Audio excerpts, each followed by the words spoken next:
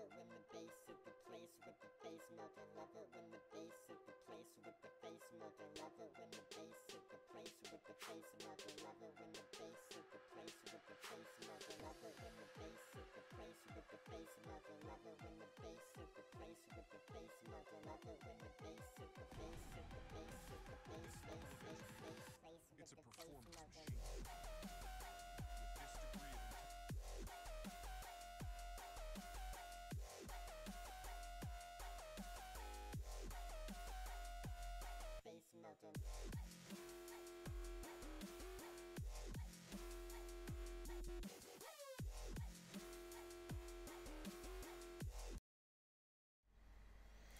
All right, what is going on, boys? Yes, you see, we good day of MLS, I think. It's going to be a good day. It's unfortunate that I'm now starting the stream right as the only game that's on right now is going to halftime. But, you know, that first half of New York-Montreal, banger. Really, really, really good first half. Enjoyed that quite a bit. That free kick from Vargas, whoo, boys, that was nice. Dang, man. I'm really excited about the second half of that one, but I'm probably just going to switch over and watch Mo Salah just destroy Bournemouth for a little bit, you know, just watch the rest of the second half of that until the other game comes back on. So that's pretty much what I'm going to be doing. Let me see here. Should be able to do that thing. Yeah. There we go. So how you guys doing? Watching Liverpool, I was watching the... Yeah. Me too. I was trying to get this thing going so I could actually, you know, talk about the Red Bulls and Montreal while it was going on, but I was having synchronization issues. It seems like every stream this week has had some kind of technical difficulty, right? It's just whatever, but at least we're going to see the second half of that. Should be a pretty good second half as well. Whoo, Mane almost scores.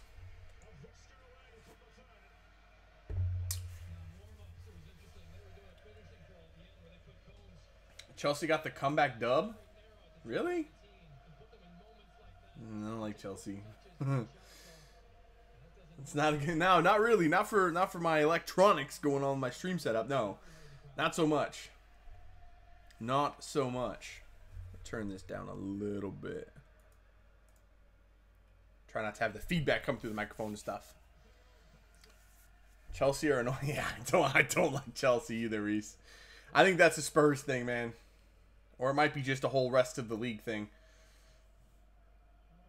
I think Quintero's first start will go. I forgot he was going to make his debut today. Is it today or tomorrow? This week sometime. Whatever. In this game. For Minnesota, right? That should be pretty good. Excited to see that. I don't know how it will go.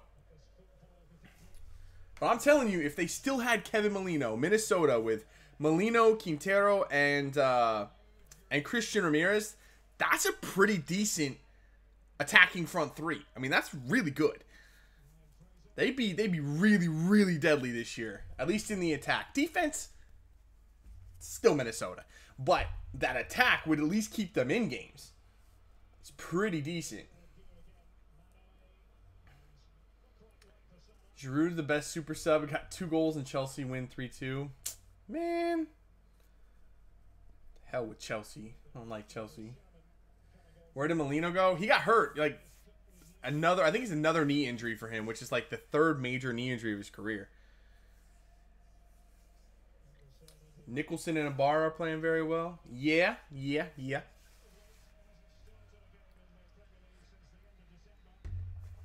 I never even heard of Sam Nicholson until I did the Minnesota United career. Absolutely love that dude, at least in FIFA. Haven't seen him play very much in real life, but he seems like a pretty good player. Hope Southampton pull it out the bag and stay up. Yeah, I kind of hope Southampton stay up too. I'm gonna look at the Prem table real quick.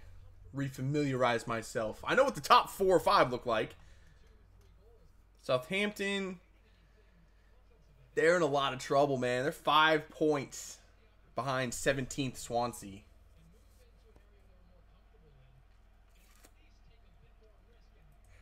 That's going to be tough. There's not a lot of games left. I mean, there's not a lot of games left for those teams that don't win very often. It's hard to make up those points.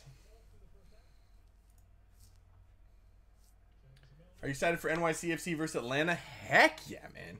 That is like the one that you star on the schedule for this week. I'm really, really excited about that one. Chicago, LA should be pretty good too. I just want to see Schweinsteiger versus Zlatan. That should be pretty interesting. I think I'm like way behind you guys on the stream. I just saw that Firmino chance. Oh well.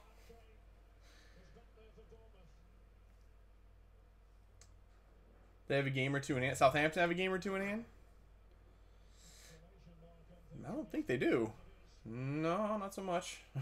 They've played the same amount as Swansea. They have a game in hand over Crystal Palace, but I'm not sure that's going to help very much.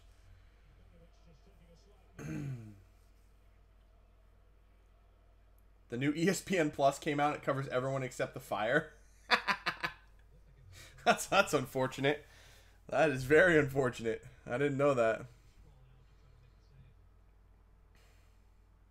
Playing a Minnesota United career, and Nicholson scored 12 goals my first season. Yeah, man, Nicholson pops up with some decent goals every once in a while. For me, he didn't score a ton, but he led the league in assists 2 out of the 3 seasons there. It's really, really good on the ball. And he has those, he's not the quickest dude, but he gets these little bursts of speed. I remember that. Like, just suddenly he seems so much faster than what he really is.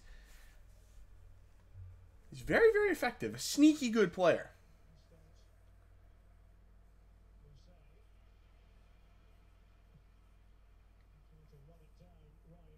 Oh, did Bayern finally win? Did Bayern finally win the Bundesliga? Shocker. That's like breaking news. The sun came up today.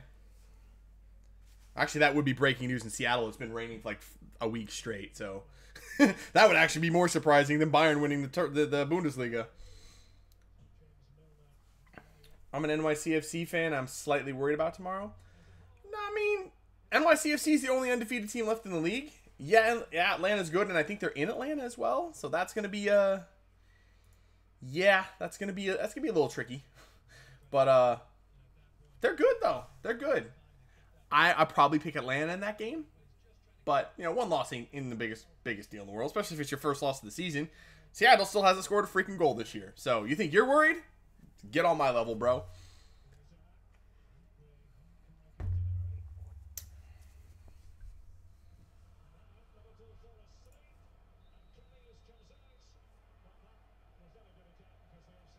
That was an interesting play. Come on, Bournemouth. Get back in this thing, man. Yeah, I'm rooting for Bournemouth.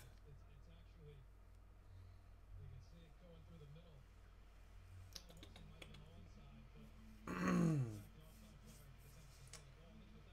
will win the Champions League?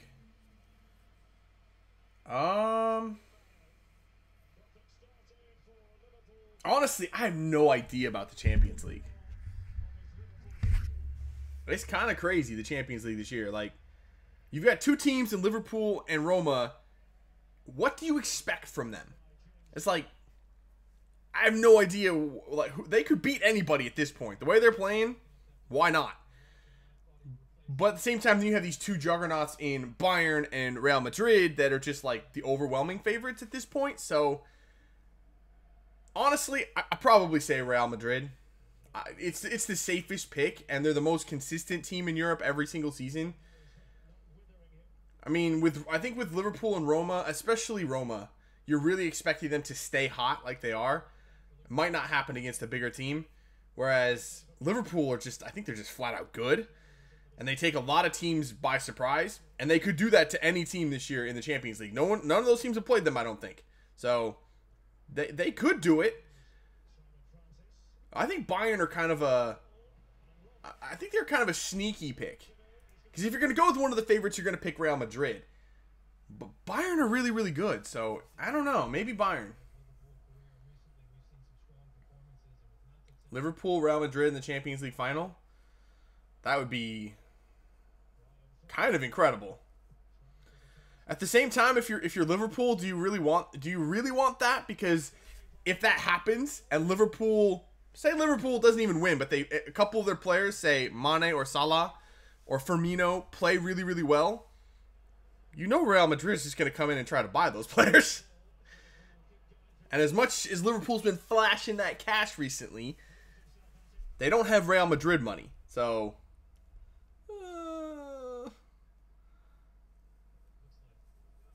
but I think if I'm a Liverpool fan, I'll take that risk to at least get to the final. I think that's fair enough.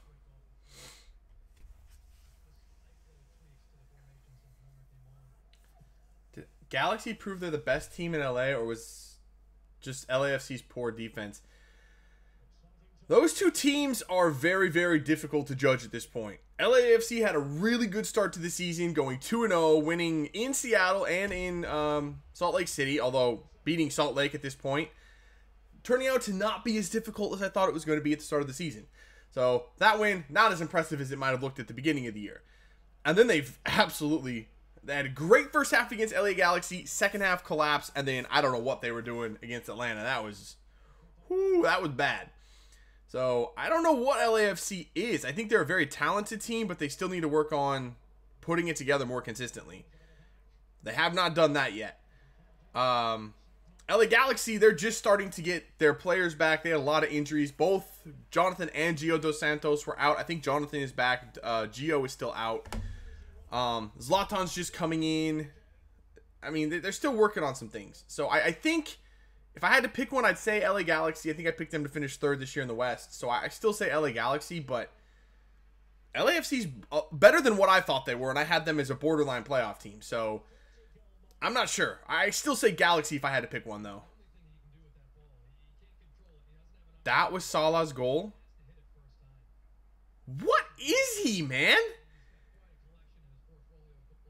Somebody went into the freaking player editor screen and just bumped him up to 99 everything. Salah is broken as shit this year. Vargas for most goals for Impact this year? I don't know, just because even though they've played Seattle so far, I didn't get to see that game because I was at work. I haven't seen Montreal play at all, except for this first half and just that goal that he scored. So based on that, possibly.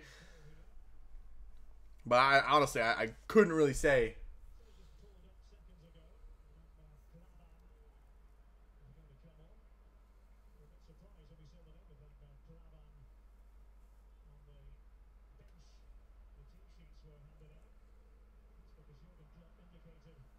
Balotelli to DC? Yo, I hope so.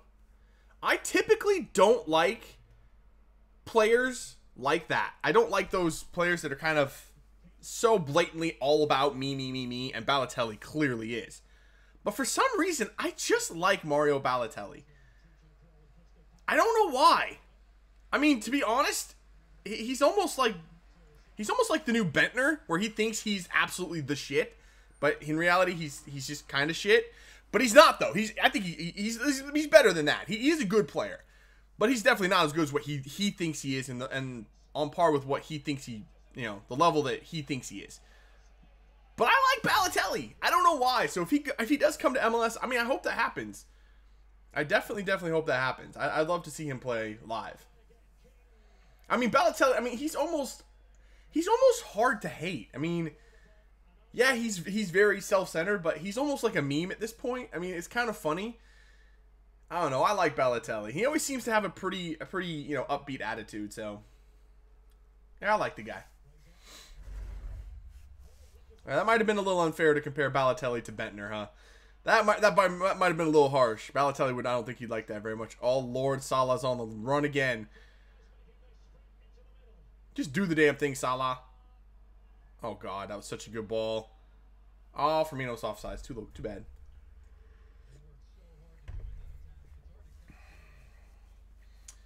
Anyone watch how bad Chicago's defense is? Ellie's gonna rip them apart. Yeah, I mean, the only game I've seen Chicago play this year is the one they played against Sporting Kansas City.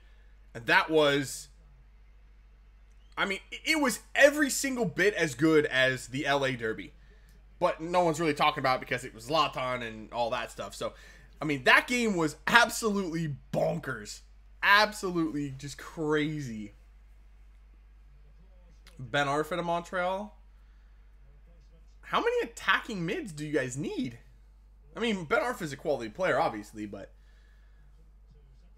I don't know.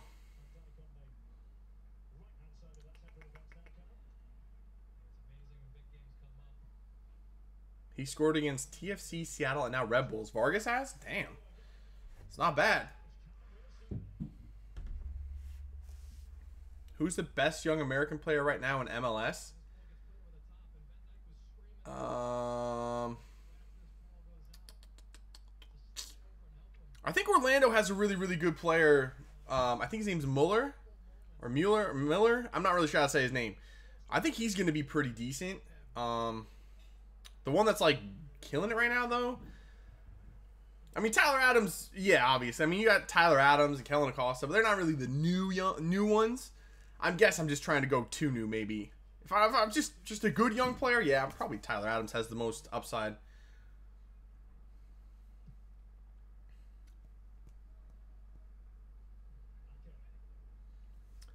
Lewandowski just scored 5-1 Bayern. Never mad when Lewandowski scores. Still one of my favorite players. Even though he went to the enemy. He's one of the players that I'll just always like. I really hope he doesn't go to Real Madrid though. I really hope he doesn't. I feel like Lewandowski's always just kind of destined to play for the underdog. And I know Bayern's not the underdog, obviously, in the Bundesliga, but they're always kind of like second fiddle in Europe. Like, he played for Dortmund. They always played second fiddle to Bayern in the Bundesliga. Now he plays for Bayern, who are second fiddle to the bigger teams in Europe. So I feel like that's kind of his home almost. And it still allows me to root for him. If he goes to Real Madrid, it's going to make it very difficult for me. Will Toronto win the CONCACAF Champions League? I hope so. And I think so. I do think that they have a really, really good shot at it.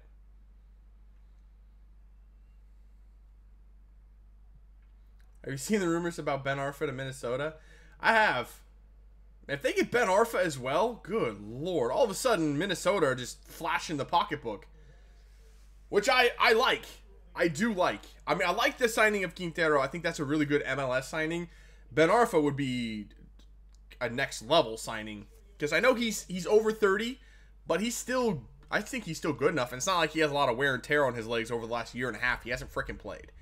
So he should be fit.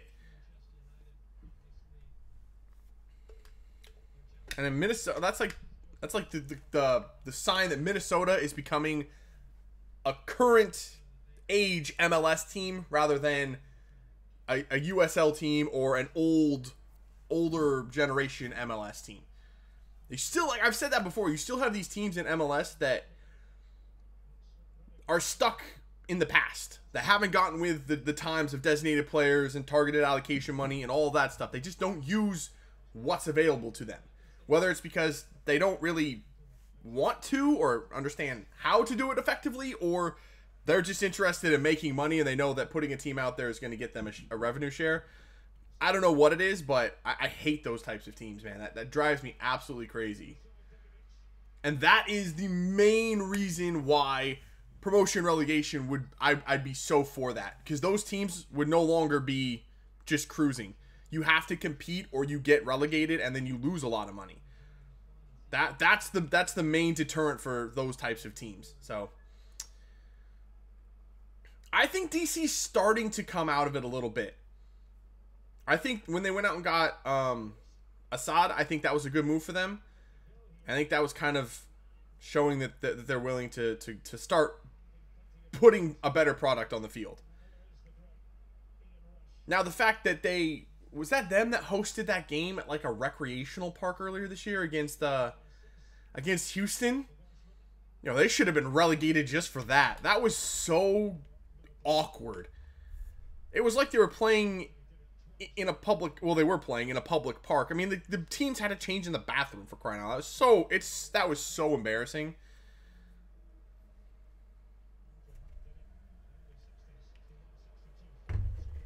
And then it started snowing there as well. It was like, good look, just call the game. That was so bad.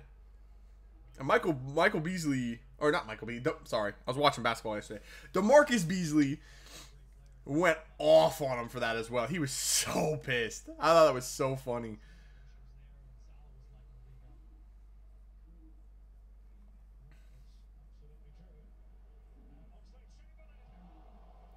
Ooh, the Ox almost put one banger on goal. They asked to play that game in Houston. League said no. That's interesting because usually the league is more accommodating for that. I mean, I know that when Toronto was building the additions to their stadium, I think that was that last year or 2 years ago? The league allowed Toronto to play like their first 8 games on the road. So, yeah.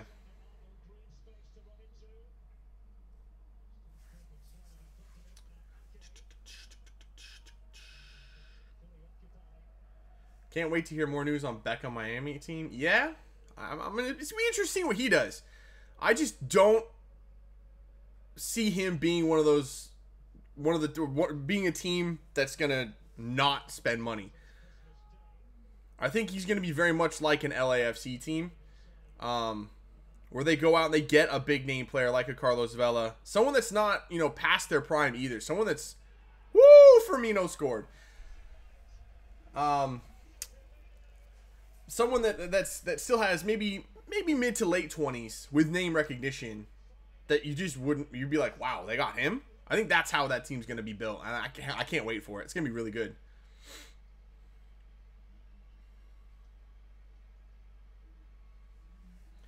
Would have liked to see New York Cosmos in MLS.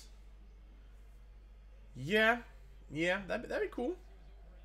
Probably, I mean, it's not going to happen until the promotion relegation thing happens, which is probably, again, years and years away. And there's no guarantee that New York Cosmos are actually going to be a part of that, considering all of the... I mean, they're one of the teams that's really raised hell for MLS. I'm not sure MLS is really going to be willing to work with them, which sucks, because they are a lot of rich history in American soccer, so... Definitely think they should be part of a top flight at some point. Wait, is that game back on? Am I missing that game? Hold on. Shit, I am missing that game. Oh. Not like the Liverpool game wasn't over anyway. That game was over before it started.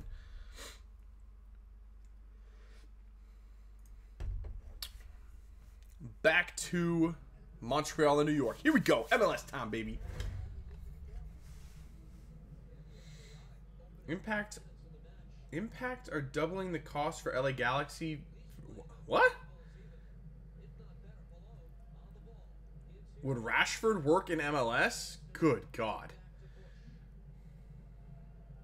Rashford, I absolutely love Marcus Rashford. I think he, as hyped up as he is, I still think he's underrated.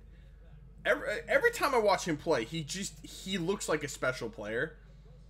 If he were somehow to come into MLS, that would be A, scary, and B, unbelievably good for MLS.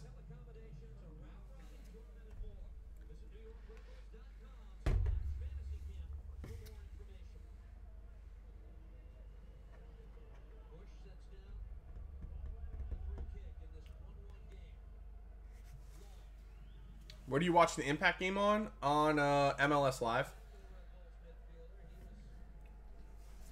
But if you are in the if you're in Montreal or New York, you probably can't watch it on that because you'll be blacked out, which is dumb.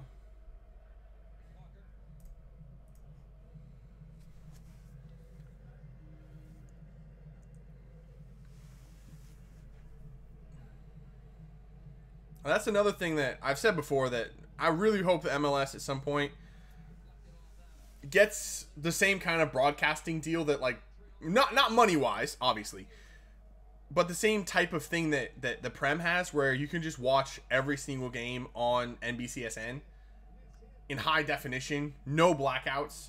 That'd be so good. That'd be so nice. And a couple of teams are starting to kind of have that, because they're starting to get their they're starting to go to YouTube TV for their broadcasting rights. Like, I know that LAFC obviously has that. They have the freaking YouTube TV on their shirts. Seattle did that this year as well. So that'd be kind of nice. But then again, you have to pay for it still. But I don't think there's any blackouts, so that'd be good. I mean, it might be worth it. Who are the teams you think aren't modern that just haven't stepped up with the times? Colorado, even though they got Tim Howard, they got Tim Howard and thought it was good, and for a season it was. But no, Colorado still are just stuck in the past. A team that has, I think, won one or two MLS Cups, if I'm not mistaken, just haven't adapted. Houston for a long time was in that bracket as well, a team that has won titles before, but just was like dead last every year. But recently they've started to get a little bit better. They've done a pretty good job bringing in younger players that aren't even necessarily designated players. Woo! Bush, right place, right time, bro. That was almost New York Red Bulls goal. Who else? I was really worried Minnesota was going to fall into that category. I mean, after their first season, I mean, you compare, they're always going to be compared to Atlanta because of they came into the league at the same time. You look at what Atlanta did and what Minnesota did before their first season, it's like, why is Minnesota even here? You know what I mean? Like, it wasn't very good. But they're starting to turn it around, I think. I do think that they're starting to get an idea of how to build that team now. Oh, Piatti's on a run. Pass it, man. There you go. Oh, Vargas went for the pass. I thought he was going to wind up. Who else? DC United is still a little bit in that mode. I'm hopeful that they'll turn it around too. Oh my God, Bush. This game is so up and down. This is exciting stuff. Woo! What a shot! Who was that? Gamara, what a strike! Sorry, Z-Lord. that was a great goal, though. Beautifully struck.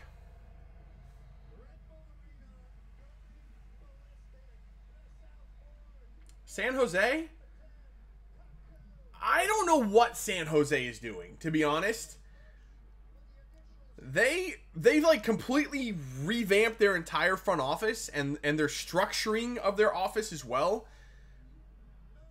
And they've come out and said that like they're not going to be going after designated players right away, but I think that was last year. I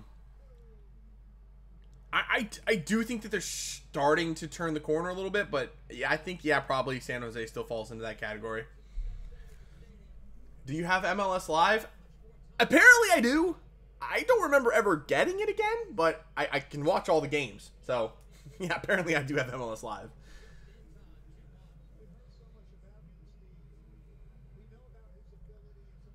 You made me consider buying Need for Speed Payback? I mean, yeah, the reviews aren't that great. I really, really like it, but that also could be that I'm so desperate for a racing game that I just wanted to love it so much that I did. I can see the flaws in it.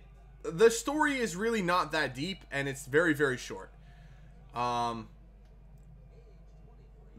car customization, while it's good, it's almost, I mean, buying new cars in that game are almost unnecessary. There's a lot of drawbacks to it. I don't think that it was the best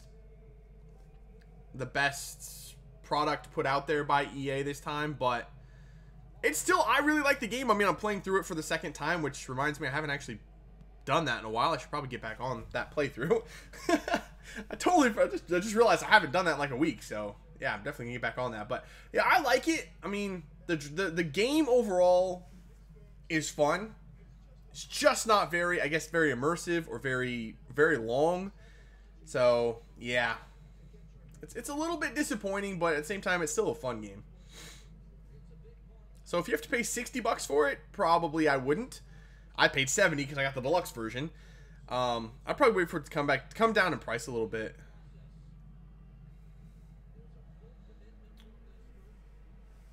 Do you play the Need for Speed Rivals and the 2015 games?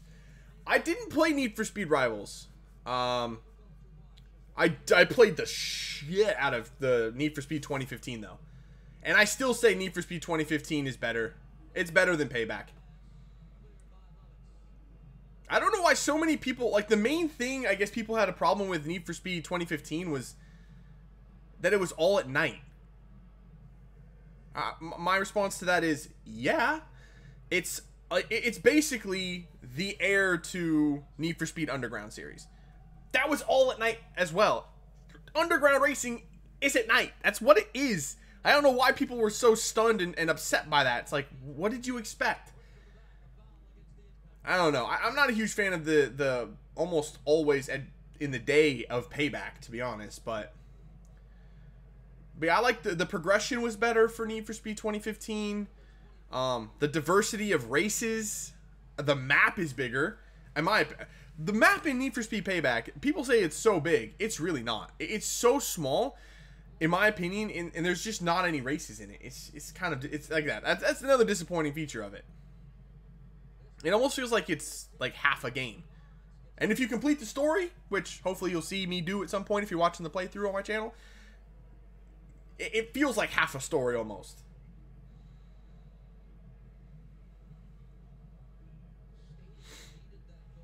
Why are some teams on ESPN or FS1 almost every week, but Chicago doesn't even have a local broadcaster? Don't know. Honestly, not sure. It's interesting, though, that Chicago's not nationally televised more often, considering they were, what, third in the East last year? Usually teams that are high up there get more nationally televised games. Don't know. No idea. No idea why Chicago gets the short end of that stick.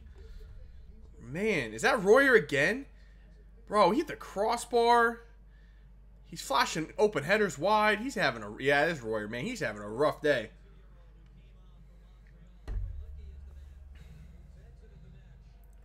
Wolves are promoted? Wait, wasn't Wolves, like, far and away the best freaking team in the championship this year?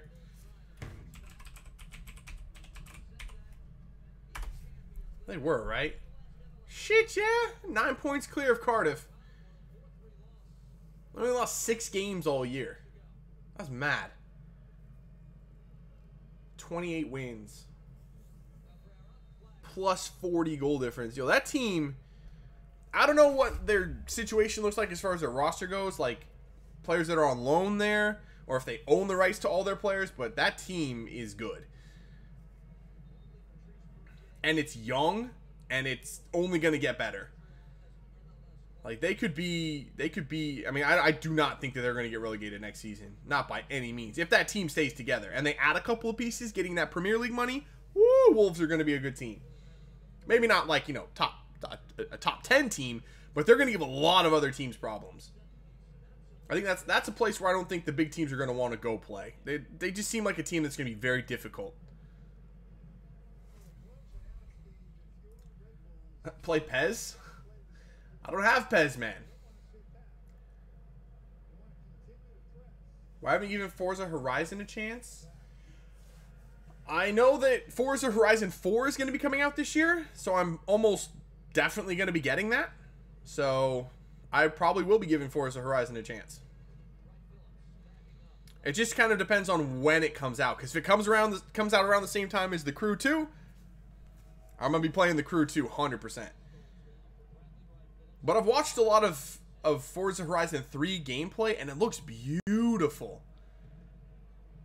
It looks really, really, really good. But the thing that kind of always keeps me from jumping into Forza, especially, I mean, even Forza Horizon, is that Forza's always been more of a true racing game where you're supposed to, you know, brake and use racing lines and all that stuff. I don't particularly like that style. It can be fun and challenging and different.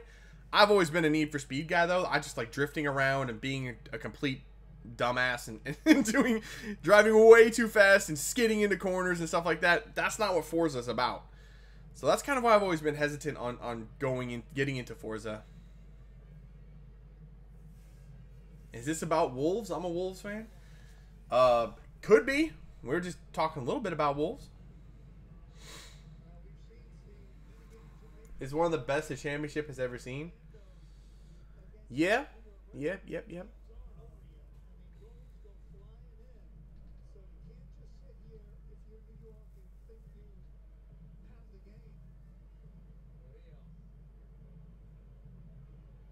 What are you watching the Impact game on? I'm watching on MLS Live.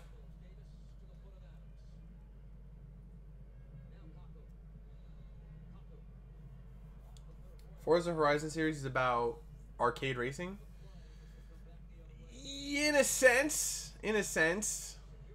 It's still, I think, very, very much rewards real driving, though. I'm just not very good at that. But again, I haven't really tried it very much in racing games because I don't play a lot of Forza, so. Not on some weird site? Nope. Just on MLS Live. Just the normal website. Are you watching the City and Spurs game? I think I am going to do that. What game's up next for... It's either that or Colorado and Toronto, which might actually be sort of interesting because both those teams are really struggling. Colorado is to be expected. I mean, no one really thought they were going to be that great. They're in, what, 8th place in the West, and Toronto's in 10th in the East. Ew. Toronto's off to a rough start, man. Rough start in the league. Kicking ass in the Champions League, though. I think for Toronto, it's more of one of those things where they're coming off of back-to-back MLS Cup finals, plus a title last season. They're just not up for these early season games. Whereas in the Champions League, it's something to play for, and that's why they come out looking like Toronto from last season. I fully expect Toronto to turn it around at some point. Whew. Almost again for New York.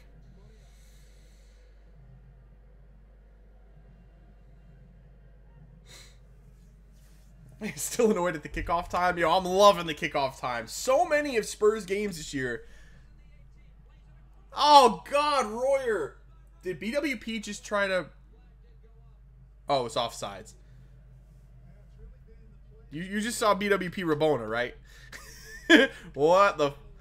BWP, you don't have 4-star skills, bro. That was a pretty decent Rabona, though. God, Royer's having a nightmare. I hit him right in the ass.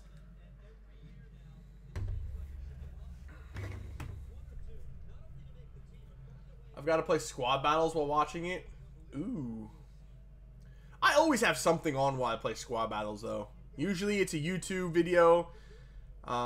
That's what good long videos on YouTube are for. Like, if you watch Nick 28T, his Poor Man Road to Glory, perfect for that. They're like hour-long episodes. Or, you know, you could go watch, you know, replay of one of my live streams. Those are really long.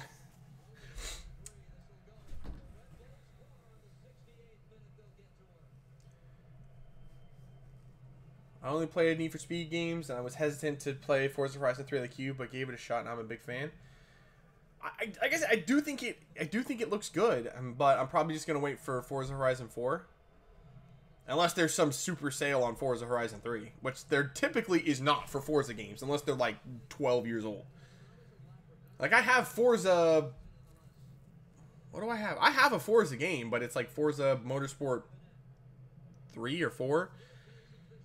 It's pretty old. It still looks and runs really good though. My brother hates MLS, says that the MLS is for old washed up players.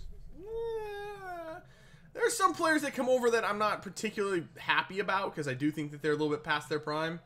As much as I love, and I know there's Liverpool fans right now in the chat, but I loved Stevie G when he played for Liverpool, but I did not think that LA signing him was a good plan, and he didn't play very well. And he only lasted 1 year and then retired. That just, I don't know, I didn't like that signing at all. Pirlo is another one. Loved him, obviously. Milan legend, even though he went to Juventus. Was another one that I didn't think was a good signing. Just a little bit too old. I don't know. I didn't really see what he could bring to that team. And to be fair, he played all right and lasted more than a season. But again, nah. I think those were more signings just for the name recognition. Can Spurs win the league next year? I think that they have the talent to possibly win the league next year, depending on I think it's coming down to a critical point for Spurs. For their contracts, I think a lot of the players are starting to realize, yo, we're really good. We could get a lot more money playing elsewhere. Kyle Walker did it. Danny Rose has done nothing but talk about that all year long, and I'm pretty sure he's going to be gone after the season. Toby Alderweireld deserves a big contract and is going to get it somewhere, if not at Spurs. So if and Spurs are moving into a new stadium as well, so it's not like they have the financial flexibility to just go, you know what, you're right, we're gonna kind of open the books up a little bit and start paying these players and kind of get rid of our philosophy of no one gets paid more than $100,000 a week unless your name's Harry Kane. They can't really do that at this point. Right now is the time where they need to kind of be financially a little bit tight. So if they can keep all their players, and I think the core will stay there, then maybe, as long as people continue to figure out how to beat Man City. And we'll see if Tottenham can do that today. But Man City's the problem. They are the problem. Because they had one of the best seasons in Premier League history this year. Yeah, they just looked absolutely unbeatable at times. They are just on another level.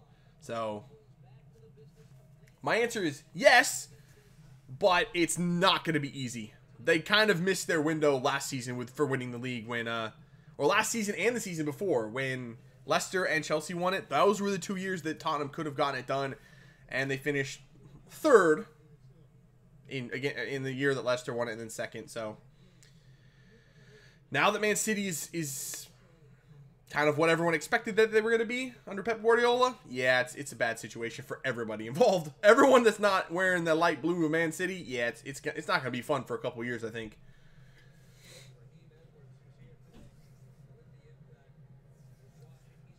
Why can't Seattle score? Well, last game against Montreal, they didn't have a striker. That's one of the reasons. A lot of injuries. Suspensions. Frickin' pissing me off with the suspensions. Like for this game against Sporting, they have 2 players suspended. 2 players, not injured, suspended. They have their Dom suspended and Dempsey still suspended. So, suspensions, injuries, and I think after Morris got hurt, kind of a lack of an identity almost. Like they weren't sure which way they wanted to go. Were they committed to Will Bruin? Or were they not committed to Will Bruin up top? And then Will Bruin got hurt. It's been a really tough start to the year for them.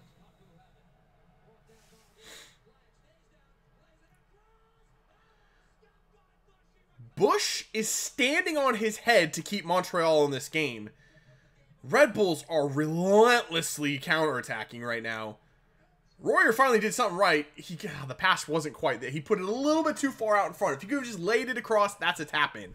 He put it too far out in front. Oh, Royer. Get Royer off, man. He's having a nightmare. Leerdam deserved it. Oh, fully. Fully. Not debating that. And Seattle and Clint Dempsey deserves to be suspended. He didn't just deserve the red card. He deserves to be suspended for this week as well. Because he is a massive idiot, I would say. Yeah. What's your opinion on Seattle's 3 bye weeks? It's interesting. I mean, it helps us get healthier for the season, which is kind of nice because we really, really need it. We should be getting Ozzy Alonso back this week. I don't know if he'll be starting, but he'll definitely be playing a role at some point in this game, which is really, really good. We need that physical play in the midfield that Ozzy gives us. And just getting everyone healthy again, man. I don't know how long Victor Rodriguez is still going to be out for, but we definitely need him on the wing. Yeah, man, it's just been a rough start. You know what players do you think Seattle should get? You know what, to be honest, I really want Balotelli. Seattle needs a striker. I mean, that's very, very clear. As much as I appreciate Will Bruin and the things that he does for the team, I just think that Seattle needs a definite goal-scoring threat up top, and I just don't think Will Bruin is enough of that. He works his ass off. He does a lot of good things. scoring goals by the bucket loads and creating his own chances, not what he does. So definitely a striker. And they said they're going to get one this summer after the World Cup. Where they are after the World Cup standings wise, I don't know, but there's still a lot to play after that, so they should be okay.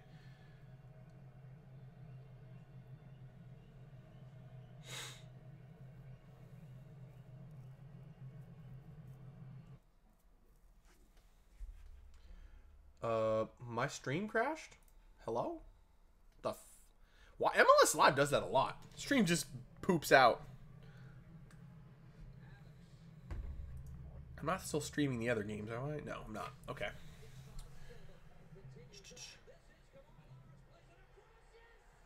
Ooh. 3-1. Damn it, I knew I should have started Kemar Lawrence today. That's an assist from Lawrence. Damn it. I've been paying enough attention to the MLS Fantasy League, man. I was this close. I was a thick whisker away from first place, and now I'm like 5th, and I'm 300 points back. It's fucking bad. Let me see this cross from Kemar Lawrence. How did that go through? I went through like 4 dudes' legs. Kemar Lawrence just had a quadruple kill of nutmegs. Holy smokes. Woo! Dang, man. What do you think about Fernando Torres wanting to come to MLS? I think, honestly, another player that's going to fall into the too old, just name recognition category. He's alright, but he's not going to... He's, what, 34 now? He's not going to be anything more than a year or 2 in the league and then retire. It's like... Now, I'm not saying that he's not an upgrade for some teams in the striking position. I mean, he'd probably be an upgrade for Seattle. Not saying that I want him, because I don't want him to come to Seattle. I just don't want a player like that. I'd rather have a player that's still mid to late 20s, has plenty of soccer ahead of him, and is just he can, you know, just be a beast for the team and be a part of what Seattle is, the young core that Seattle has. Well, not necessarily young core, but you know what I'm saying. Be, you know, fit into the team for a couple of years, not just a one and done or something.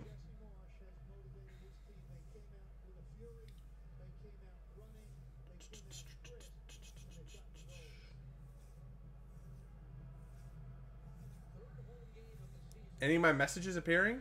Yeah, Sean. Getting proper blanked? What are you talking about?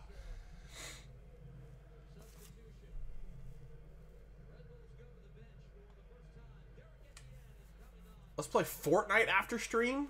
Bro, you missed me on that one. Not a huge fan of Fortnite.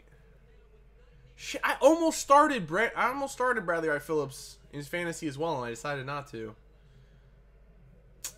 Man, messed that up.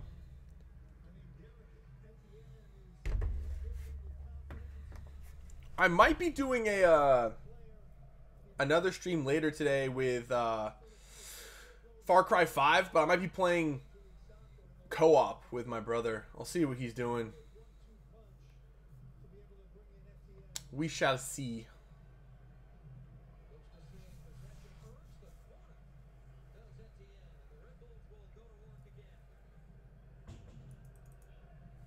Or hell, I might even play some Fortnite duos with him. It's gonna trigger me to half to death, but you know, maybe we get that first win. Still don't have a win on Fortnite, although I haven't played in like a month. So Newcastle versus Arsenal. Who do you think will win? Oh, you know, like Newcastle is kind of my second team in the Prem after Spurs. And they're playing Arsenal. Woo! I'm fucking Toon Army today, innit? Yeah, boys. I'm hoping Newcastle wins.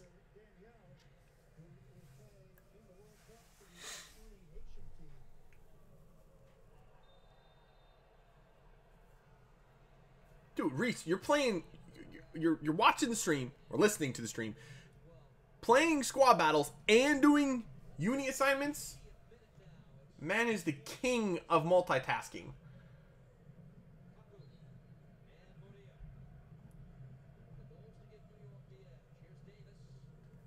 What do you think should be MLS next expansion team? I've said that before. I don't know.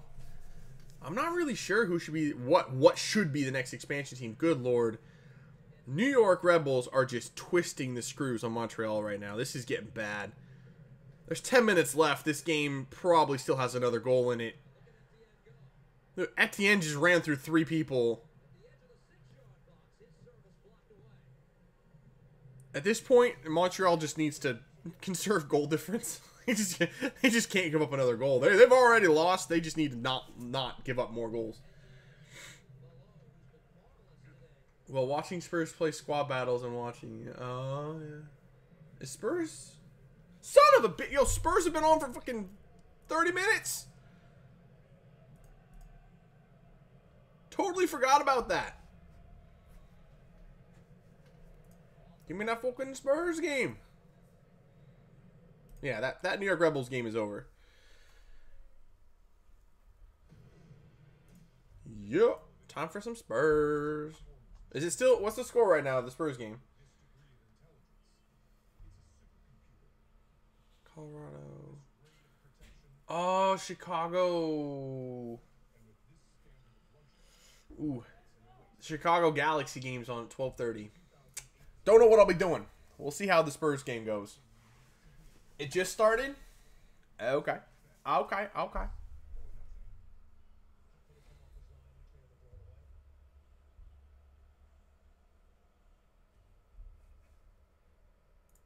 Oh, the game's at the bottom?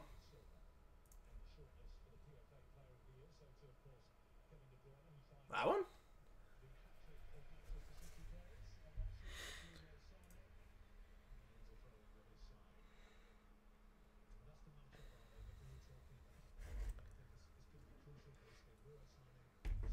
You watching Spurs versus Man City? Yeah, buddy.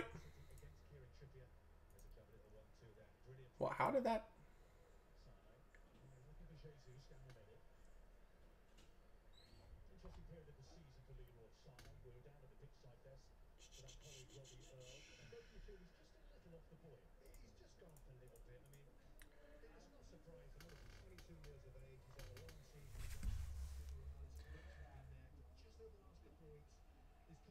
Yeah, as far as Fortnite goes, man, probably not gonna be playing that.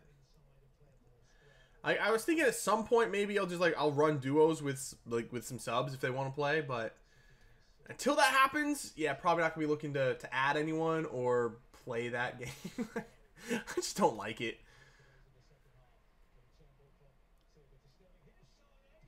Holy balls, Sane just banged that off the... Well, Man City are looking like that whole on another level thing again today. Is that Delph? Delph is playing in the midfield. Okay. Yeah, we're getting wrecked by a team that's featuring Fabian Delph.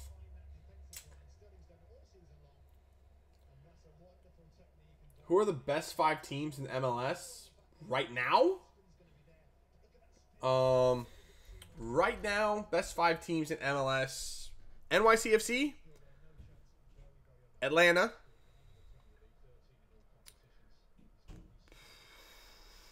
Sporting Kansas City, and probably New England.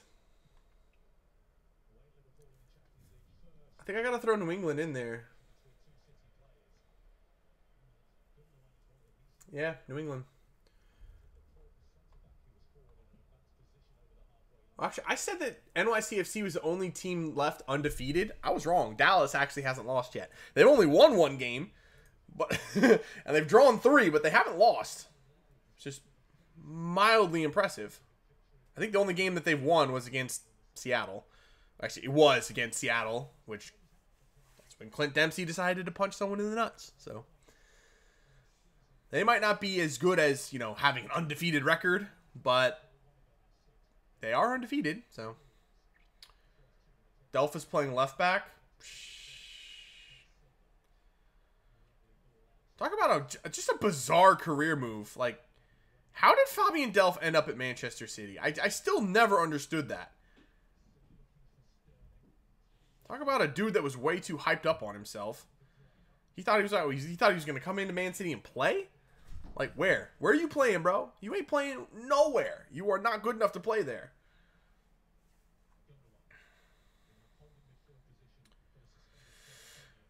Hear that Fernando Torres is coming to MLS? Yeah. Yeah, I've heard. He was linked to with Newcastle in January. We'll see. I mean, the only things he said are MLS or China.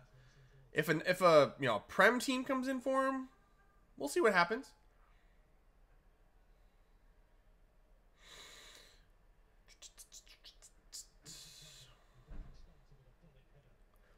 Yeah, linked with Chicago Fire. That's what I found interesting. I don't get that one. Because were they going to bench Nemanja Nikolic? I don't think so. Is he going to play alongside Nemanja Nikolic? Because they don't typically run two strikers in Chicago. I don't think. So I don't really know.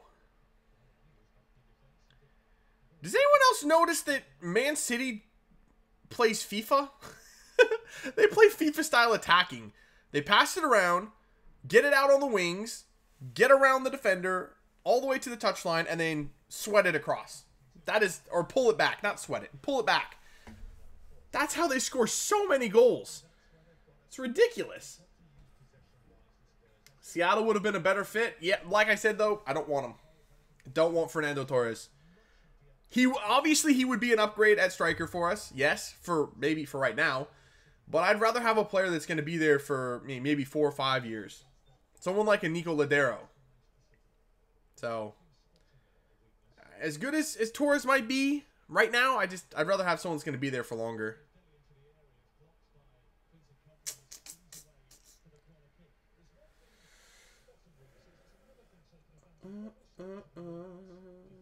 You think Toronto are going to win the CONCACAF Champions League Finals? Yeah, buddy. I do. I really do. Not just that I want them to win, I do think that they're going to win. What have your thoughts been on this year's CONCACAF Champions League?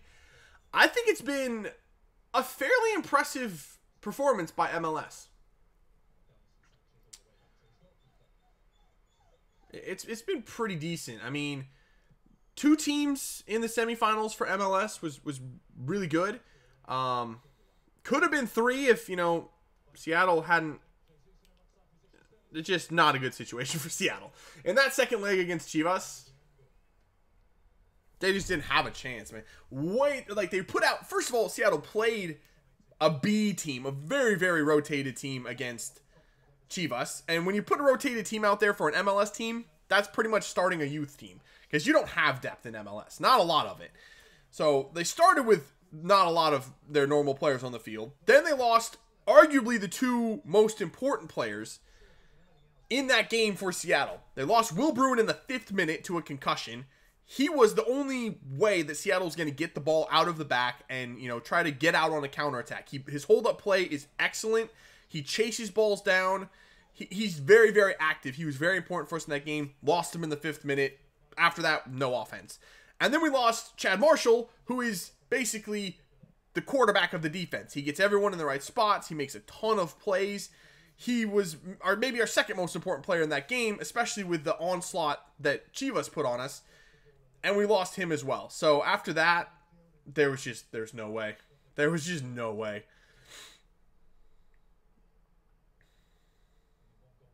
What's your username on Epic Games? I don't know. It's probably West Coast King 21, but honestly, I don't know. What do you think about Deuce getting suspended for another game? Deserved it. Did you see what he did?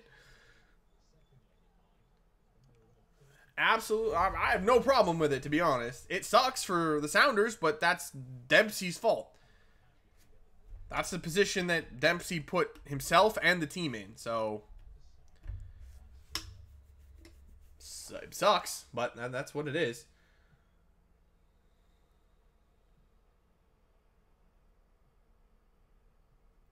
Chivas are terrible right now. They will probably lose or scrape by. Yeah, I'm surprised that New York Red Bulls didn't beat them, honestly. The way that game went, that second leg, New York Red Bulls were every part of as good as they needed to be. Just couldn't score a goal, which was very, very sad and unfortunate. But credit for Chivas for holding out somehow.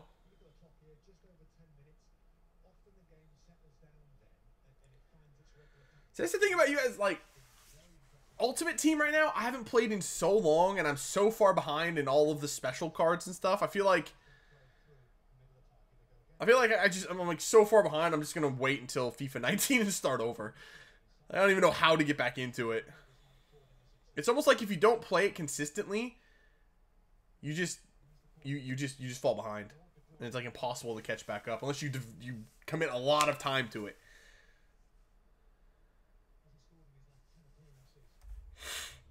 Oh.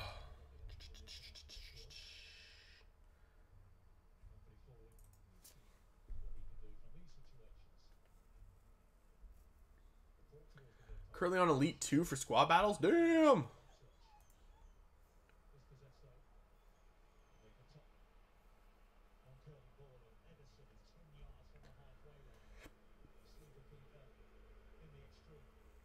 Alright, Z-Lord. I'm going to check it, maybe, if I know how to. And I'll add you on there, but, man, I don't ever play. So, it's almost pointless, but I'll do it. Sure, why not? Oh, see, fucking hell, I have no idea what my password is. Is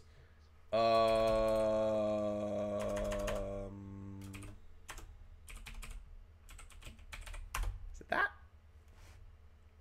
Oh, shoot! Jordan fades back. Swish! That's the game. Can't believe I got that right. I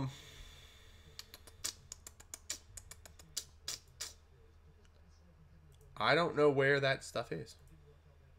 Is it this?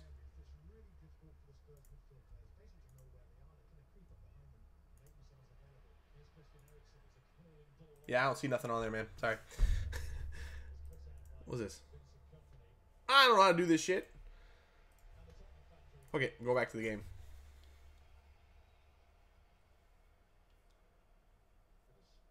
Start on team of the season? Maybe. Maybe.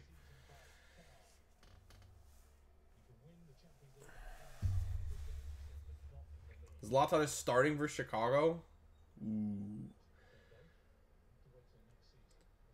I might have to dual stream that. I might have to watch like Spurs on one screen and like Chicago and LA on the other. I really want to see that Chicago LA game. Oh Lord. Oh no, it's just Sterling that was going through. He can't score.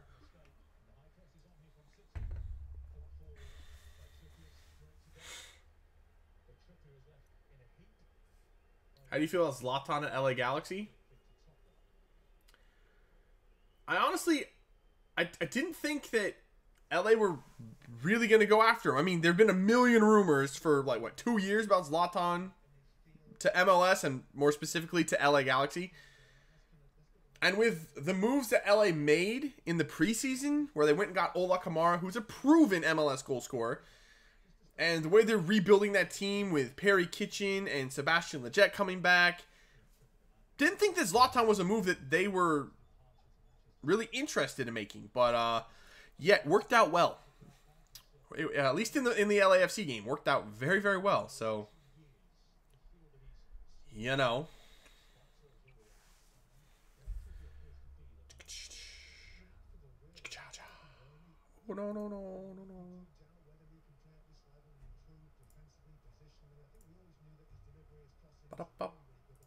Oh, no.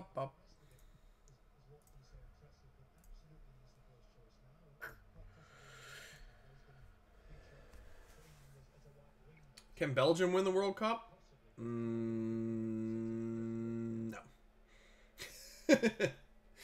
I thought about it. They have a lot of good players on that team.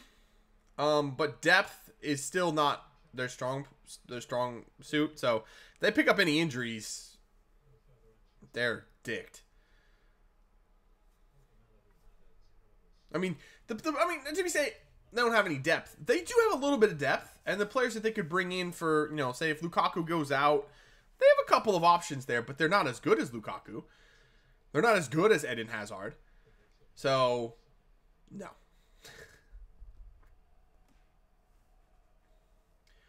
Who will win the World Cup? Yeah, pretty much those two teams right there would be my top two picks. France and Germany. Although the World Cup is in Russia, so never put it by the Russians to do some sneaky shit.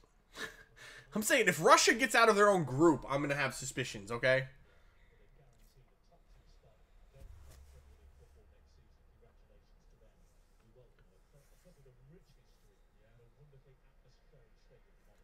Depth is better now for the Belgians? Yeah, a little bit, but I mean, look at the depth we're talking about for Germany. Just look at the goalkeeper depth for Germany. They have like 6 goalkeepers that could start at the World Cup for any other country, but won't even make the roster because they play for Germany. They're just stupidly deep. And same with France. France has like, they could, for all the players that aren't going to make the roster for France, they could put together another team and compete and maybe get out of a group or two in the World Cup. I mean, they are stupidly deep. Brazil win the World Cup. Brazil's a good team too. Brazil is a very, very good team. I mean, yeah, they have actually, yeah.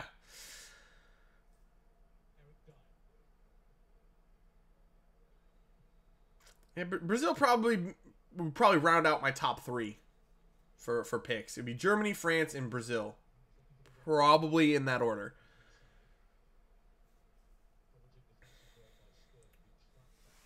Thoughts on Serbia?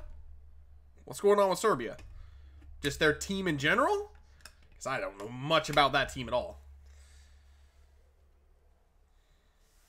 Yeah, Gabriel Jesus. But is he going to be healthy at the World Cup? And can he stay healthy at the World Cup? Because he's starting to become a Marco Reus type of a player. All the potential in the world, but cannot stay on the field.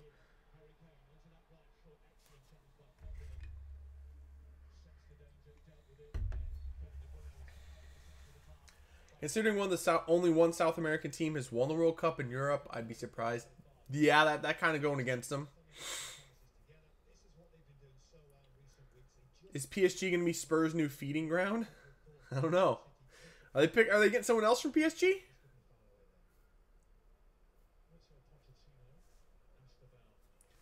MLS Defender of the Year so far?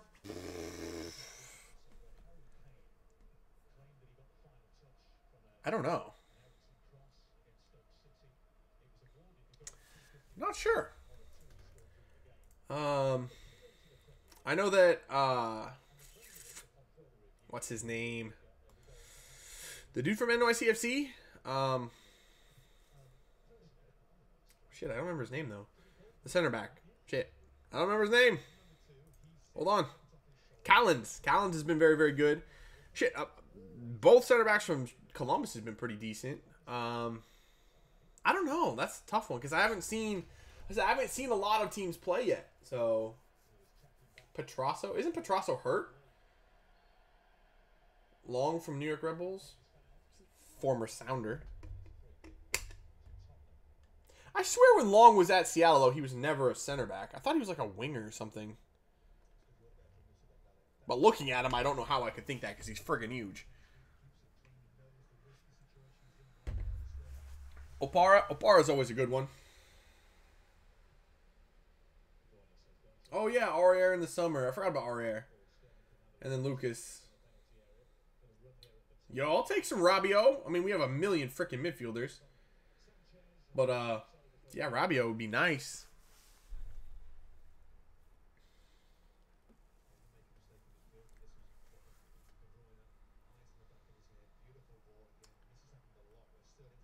Mavinga got robbed of Defender of the Year last year. TFC get no love. I would disagree with you that TFC get no love, but also, I mean, the year that David Villa won MVP should have been Giovinco, 100%.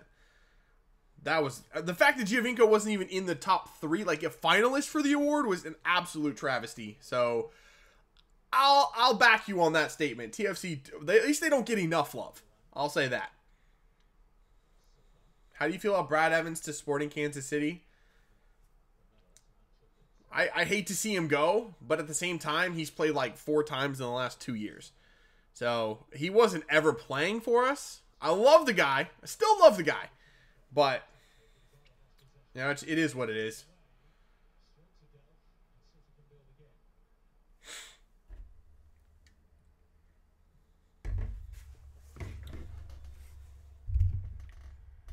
mic up. Woo! It's right in my face.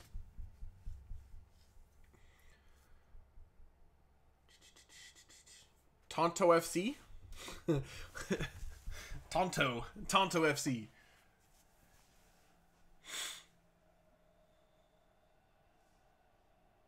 Giovinco is a GOAT in the MLS? Yeah.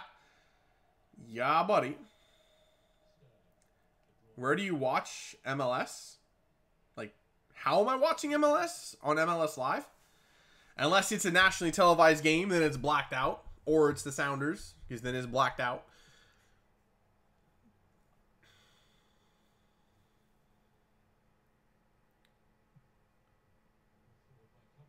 How confident are you that the Sounders attack will come back stronger this week? Did I chat shit about Gabriel Jesus? I don't think I did. No, I don't think I got hit with that Swift karma. No, that didn't happen. No. Fuck. Well, that's unfortunate. What were we talking about? Confident Sounders attack will come back stronger this week. Out of 10, 1.1. I don't think it's going to be any stronger this week. I think defensively will be better because Ozzy Alonso will be back. But offensively, almost none. So, yeah. There's your answer. Who do I think is going to win this week? Not Seattle. If we get a point on the road, I mean, the way the Seattle team right now is with the injuries, suspensions, and all of that, the way that they're playing, combined with the fact that we're at Children's Mercy Park in Kansas City, a place where we never win. Yeah, I'm thinking no freaking chance that we get points this week.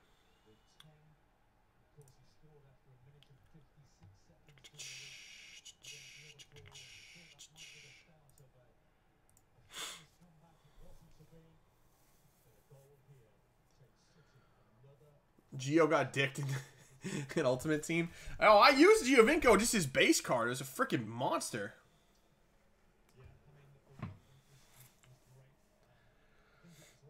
Like, wasn't I using it in that solo player RTG that I was doing earlier? Or maybe I was using it on my main account. I don't know, but it was really good.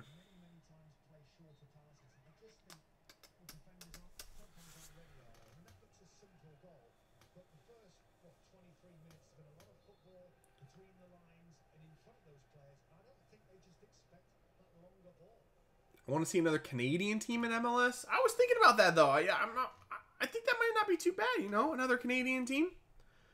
Why not? I don't know what city would be getting one. Oh shit!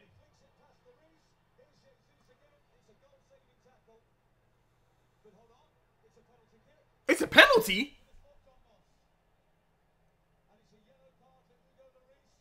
What is happening right now? What just happened? God, the freaking Man City are so good at getting out on the attack. Yeah, I guess it was a foul. That's not a penalty, though. He wasn't in the penalty box. Wait a minute, why is that a penalty?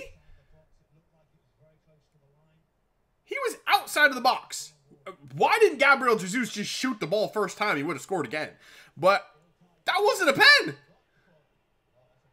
Okay, so this game's over. What's going on in MLS?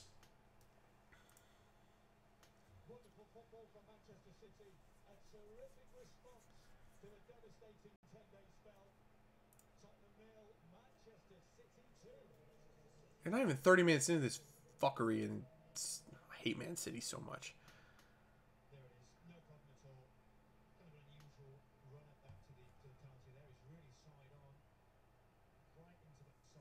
What the fuck was Delph looking at? Delph was looking like the other way, like throwing up gang signs. That's not a penalty! Oh, fuck it anyway. Okay, so back to MLS, because that was sad. Colorado just scored? Good, let's watch that. But they're like 2 minutes into that. They just scored already? Is it Baji?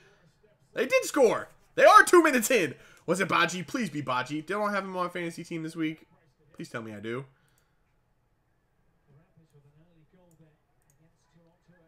Wait, what is it? I do have Badgie. Was it Badgie?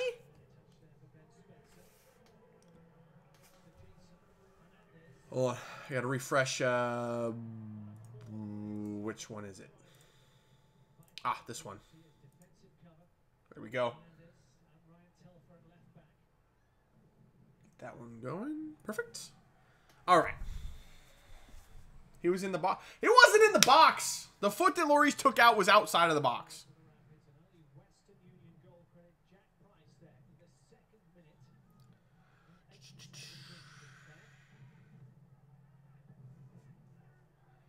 We have the Canadian Premier League kicking off in 2019, so I don't know if Canada will get another MLS team for a bit. Didn't know that.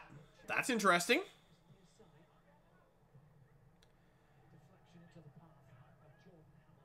How is that going to work? Canadian Premier League. Is there really that much interest in Canada in the sport to have their own league? Please play it out wide. There you go. Wait, who's team? What is who is who? Toronto's in all white? I don't think I've ever seen Toronto wear all white. That's bizarre looking. I don't like it. I don't like the all white. It's freaking weird. Nope, not a fan.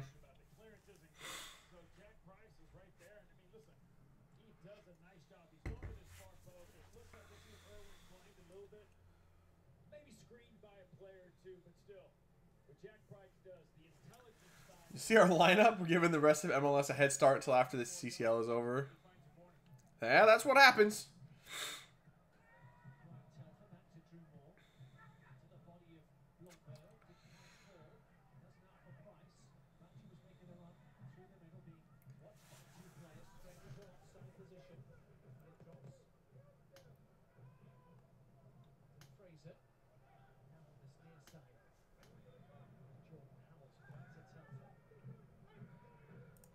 Jack Price is the person that scored.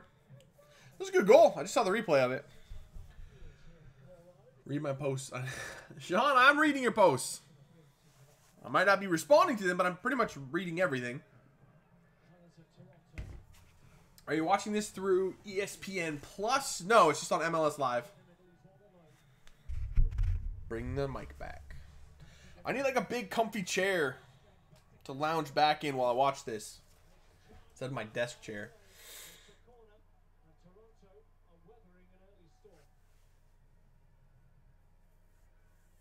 Bush is a beast, but the defense for yeah, Bush played pretty well, man. He made some really nice saves. But yeah, that defense was not helping him at all. Probably because they were pushing numbers forward going for the equalizer, and New York just kept pushing it down their throat. Not a good situation for the Impact.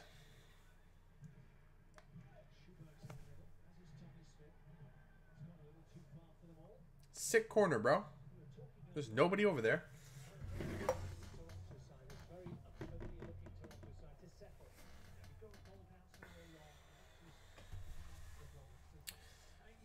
Somehow I knew I wasn't going to end up watching more than a half of that Spurs game.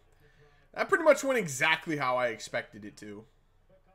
I love Spurs. I have all the faith in the world in them, but after losing 3 in a row, you knew that Man City was going to come out pissed off and just try to score a million goals. And they're doing it. So, yeah, I'm not going to be watching that game. Sucks.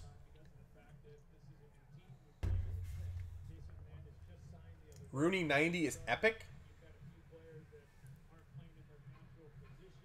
Rooney has a 90 rated card? Why?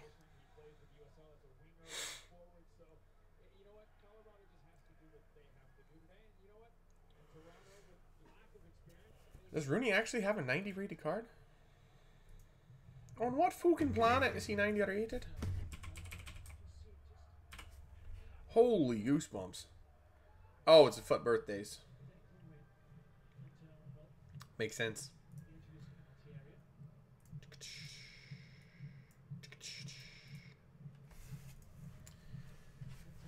Ugh.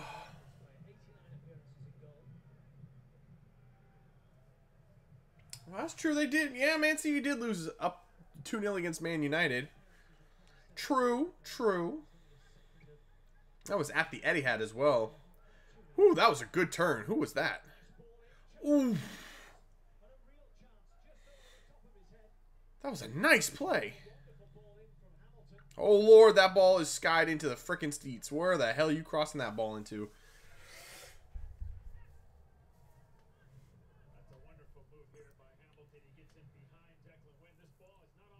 Oh. Ricketts almost got his noggin to it. Or his pineapple haircut. He flicked the whiskers at it.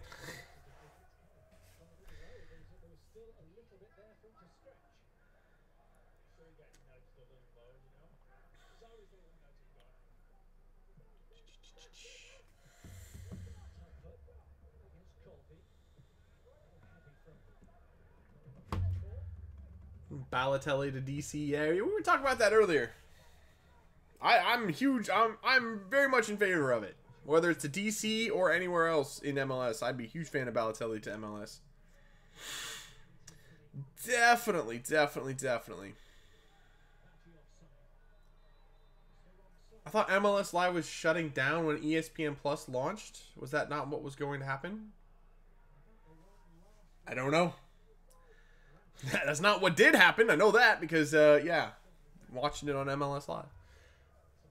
Unless they're slowly transitioning it, I don't know. Balotelli to Kansas City. Nathan, you shut your mouth, Nathan. No. Balotelli to Seattle. Seattle needs a striker. All right? Balotelli to Seattle. That's what's up.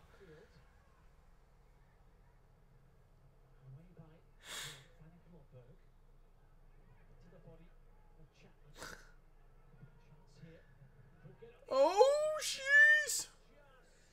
Toronto are all up in that Colorado ass.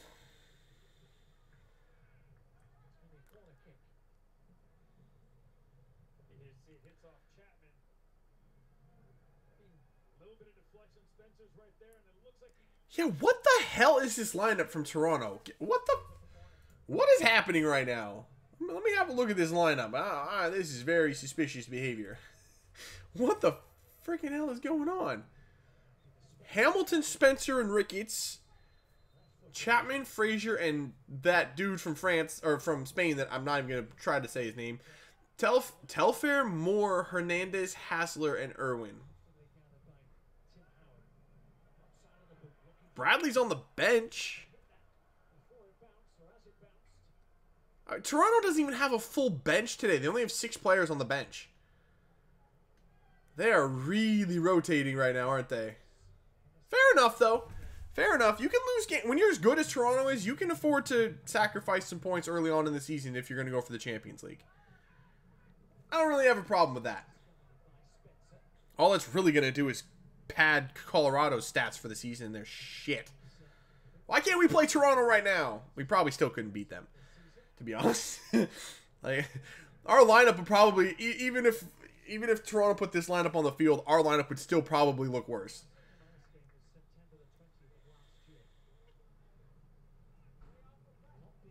At this point, I'll take about anyone decent to take over the striker spot. Yeah, we really need a striker.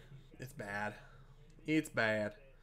I mean, at least with Will Bruin, I think Will Bruin's back this week, so that's at least we have a striker this year or this week. That's a start. But yeah, it could still use an upgrade, I think. Again, I love Will Bruin, but yeah, just need someone that's going to score goals up top, and that's just not what Will Bruin does. Not in large quantities, at least. We need a goal scorer. Someone like an Ola Kamara or somebody like that that's just going to pop in the goals, and Bruin isn't going to do that. He does everything else, works his butt off, but he just doesn't score as many goals as we need. Ship is also out. That's what I think about Harry Ship.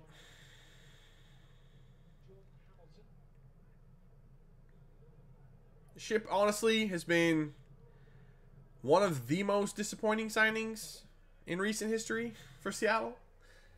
Really thought, I thought very highly of him. But, yeah, a bit trash, to be honest. Just Man, not what I expected.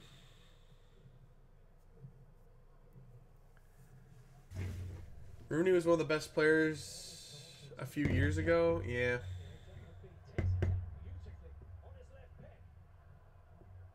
Gonna try and not get FIFA 19? Come on, Sean. You said that about FIFA 18. You play more than I do.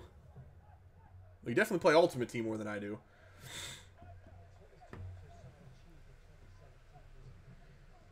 When Southampton get relegated, you won't hear from me for a while. Yo, Nathan, go play for Southampton, man. They need players.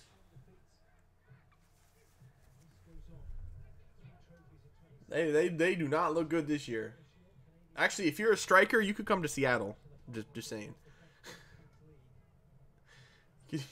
we could use players too, bro.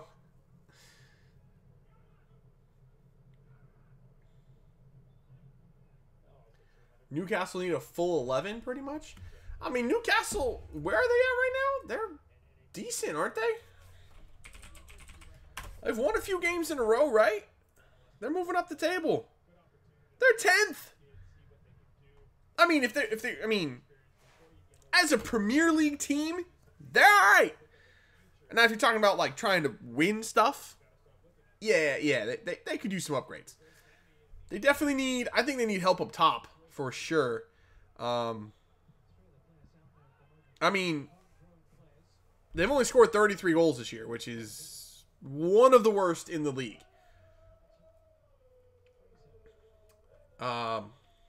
Their defense is okay, though. I mean, 41 goals conceded isn't bad. Actually, it's actually pretty good, to be honest. That's actually really good.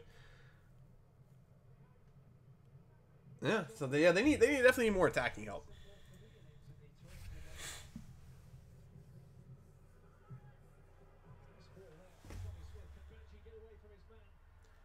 Ref, that's a pen. Give Badji the penalty. No? Okay. It's actually good defensive play. Just chatting shit. Newcastle's going to upset Arsenal tomorrow? Yeah, buddy.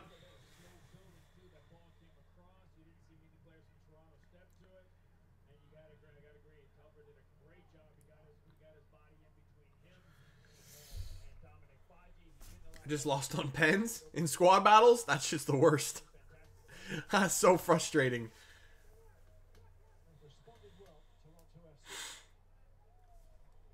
Arsenal versus Atletico. Is that what the Europa League is looking like? Actually, I don't even know who's left in the Europa League. I know that Arsenal's in it. Unfortunately, they're in it. Who we got? Oh, shit. How do we do that? So we have Atletico, Arsenal. Is that... I'm guessing that's Leipzig and Marseille. Is that Leipzig? Salzburg. Okay, it's Salzburg. It just says Red Bull, so I can't tell. Atletico, Arsenal, Salzburg, and Marseille. That's interesting. They definitely put the two better teams together, which is weird. But, okay.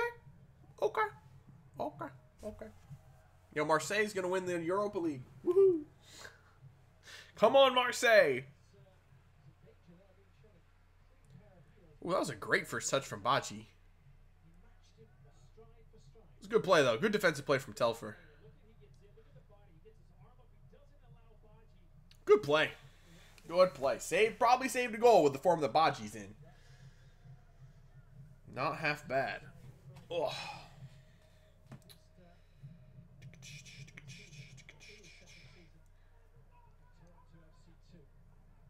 Who do you have for the Riviera Derby? Man, I don't know what to think of Dortmund at this point. Oh my god, that hit the post.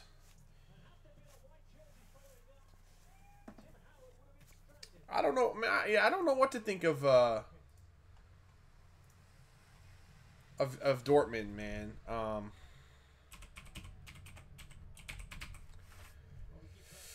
Is it Schalke? Schalke's in second place.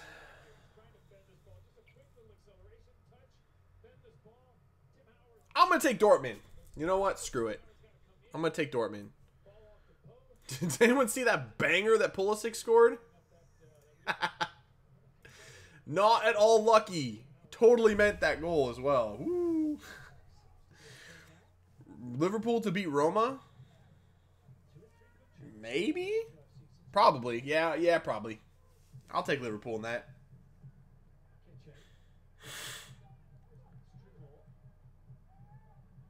The thing with Liverpool is, like, they don't even look like they're trying. It's like they have a complete, like, fuck it attitude. You know what I mean? There's like, we're just going to go out here and do our thing, and we just really don't care what anyone says or thinks. Which is both endearing and fucking frustrating for everyone that's below them in the table. It's like they don't even care. They aren't even trying. They're just kicking the shit out of everybody and just laughing all the way through it. It's like, what in the hell?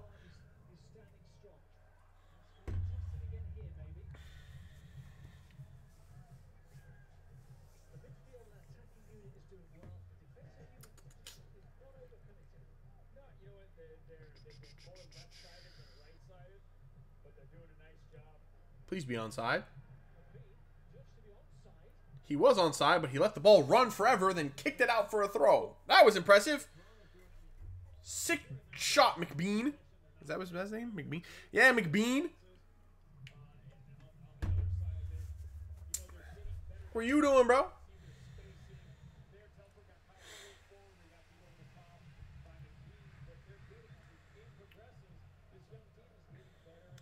If Pulisic gets a central card in FUT this year, I will get it.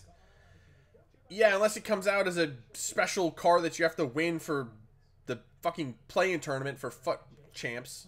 Because that was bullshit. Never wanted a card so bad in Ultimate Team, and they made it a fucking reward card that I couldn't get. That's probably why I don't play Ultimate Team as much anymore. It made me so fucking salty with that. Jack Price sort of looks like Alan from the Hangover movies.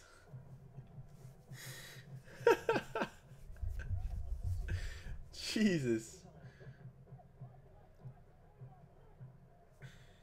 Eriksen scored again? Or was it Eriksen or was it Kane? It was Christian Eriksen via Harry Kane. Did they really score? Did they? Let me see. Ow, my foot.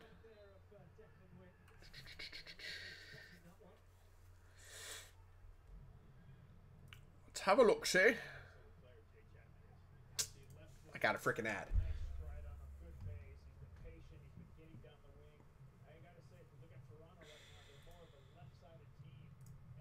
I mean, to be honest, I hope that turns into a decent game, Spurs and Man City, because I don't really want to watch Colorado. Nothing against them. I just hate them because they're boring. I just hate watching them. They're one of those teams that are stuck in the past. I can't support that. Freaking buy a player. Or 11. Alright, screw it. I'm going split screen on this. It's time.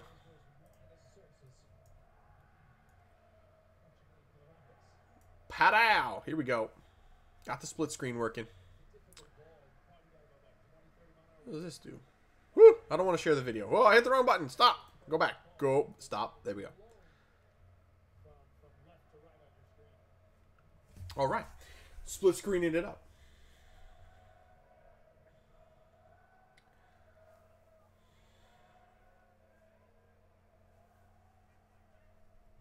Spurs are going to appeal to get that goal to be Kane somehow.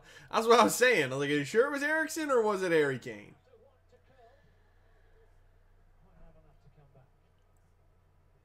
Telfer thought he was fucking Giovinco for a second there. Popped one from the outside. Thought he could curl it in. Man's got no curl.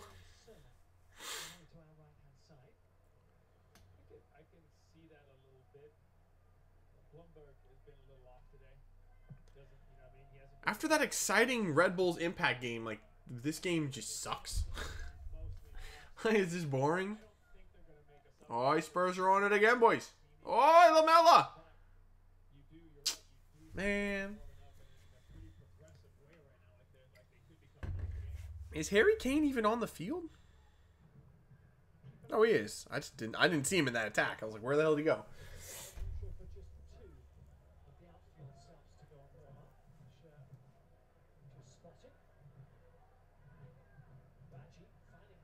Go back to Baji. Oh. Too shitty. They're too shitty. Who got a yellow now? Oh, Gabriel. That was your yellow. Unlucky.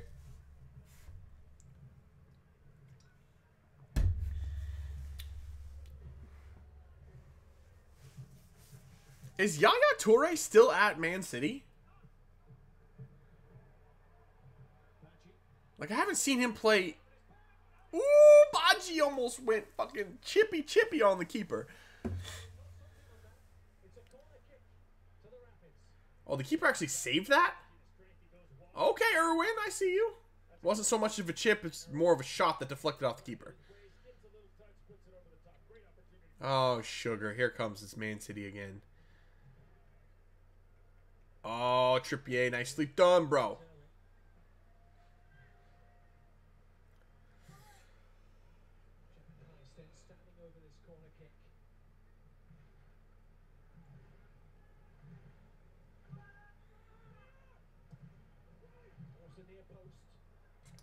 Even with TFC not playing any big names, we aren't playing too bad. That's because you're playing Colorado. Colorado makes everyone look good.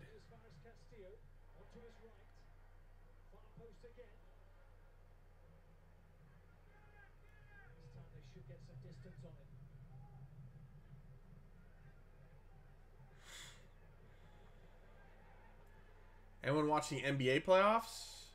I might be later. They're not playing right now, are they? When do the Heat play? That's what I gotta find out. Hold on, let me check this out. Okay. Okay. Let's see. Oh shit, the Warriors and Spurs are playing right now. The Heat play today at 5 o'clock. Oh man, we're playing the Sixers. Man, fuck that. We ain't gonna beat the Sixers. The Sixers are gonna go to the finals. Somehow the Philadelphia 76ers are going to be in the NBA Finals, and I don't understand it. Like, what? How? Just not fair. Baji unleashed that shit. Clint Irwin had a good save. Baji's suddenly, like, good. I don't understand that either. Don't get it at all.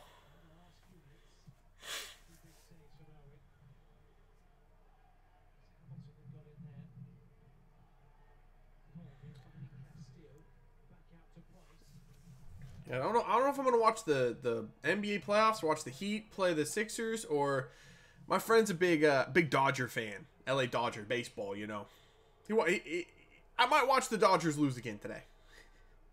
They're playing the Diamondbacks. They've lost like 10 in a row to the Diamondbacks. He gets pissed. I laugh my ass off. It's hilarious. It's a good time.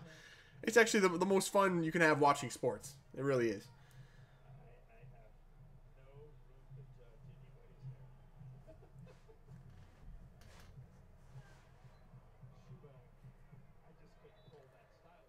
One time I got kneed in the head at my soccer game, and the dude had spikes on his cleats.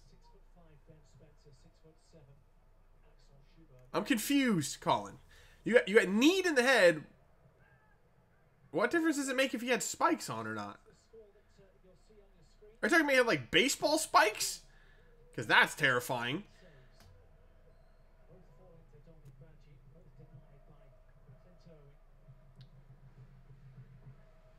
Inter are tied here. No, cares about Inter, man.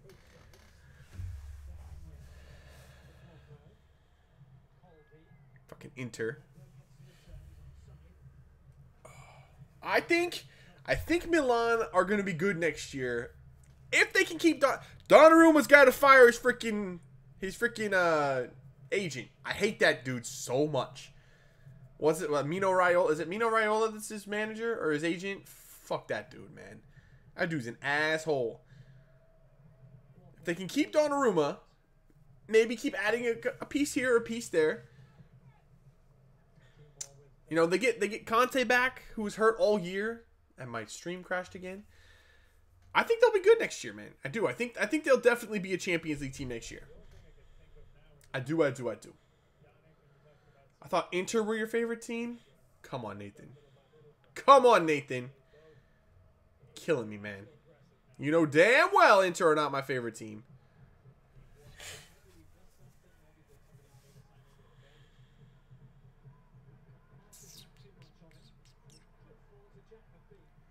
Boy, Jack McBean with the control. Oh, here comes Colorado.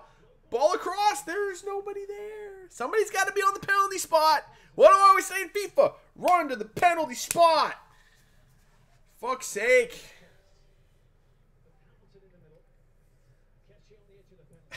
That's because, Nathan, you support the wrong teams, bro. Got fucking Inter. What, are you an Arsenal fan, Nathan? Oh, shit. Who's that? Oh, God. Oh, wait, that was... Oh, that game's at halftime. I just suddenly saw Gabriel Jesus running through on net. That scared the hell out of me. It's just a replay from the first half.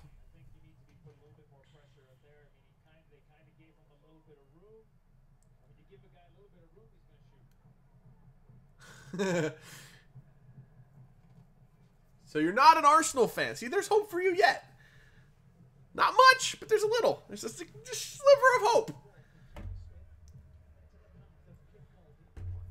Oh no, you're a Liverpool fan, aren't you? You're a Liverpool fan.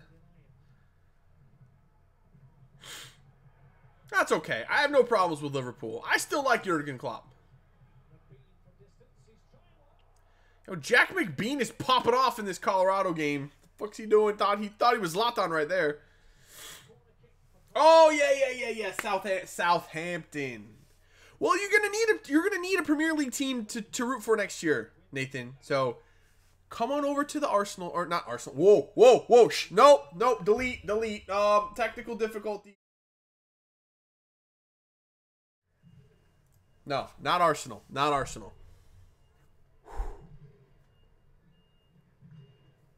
Ugh. Oh, I gotta wash that taste out of my mouth. You could support Arsenal if you want, but then I would ban you from my streams. Come on over to the Spurs side, okay? It's all fun over here. It's good, man. We're enjoying the most successful run in recent history for us. It's fun. It's good. I'll support Spurs. There you go, Nathan. It's not looking good today. We're struggling today, but it's all good. But what's a good team? We're a good team. I like it. I can't believe I said Arsenal there. Ugh. I feel dirty. I'm gonna have to take a shower after this. Oh God. Just told someone to support Arsenal. I'm going to hell.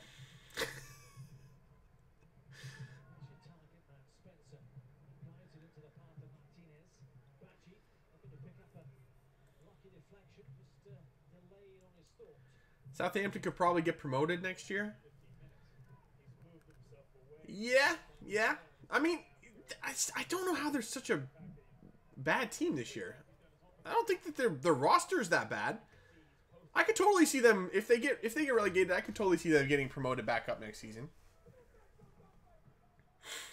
It's just a really, really rough year being in the championship. Ask all the Newcastle fans last year how it felt being in the championship. Not fun. It's just painful and scary.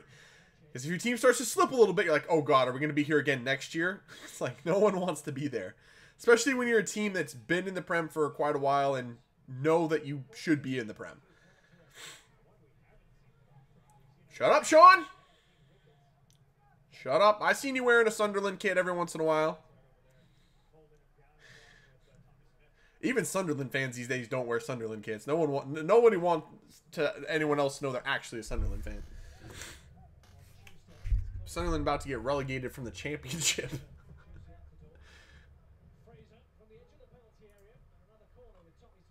Actually, are they going to get relegated? I make the jokes. I keyed, but they could be actually not so wrong. Are they actually going to get relegated? Oh, God, they are going to get relegated. They're in last place. Oh, shit.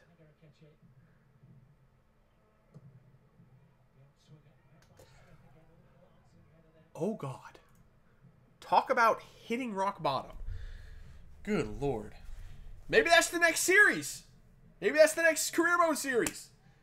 Saving Sunderland. No, I can't do that. I can't. I can't. I just don't care. Nope. Not going to happen. Not going to happen.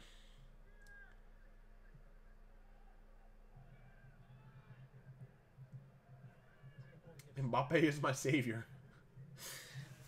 Reese is popping off on the squad battles right now.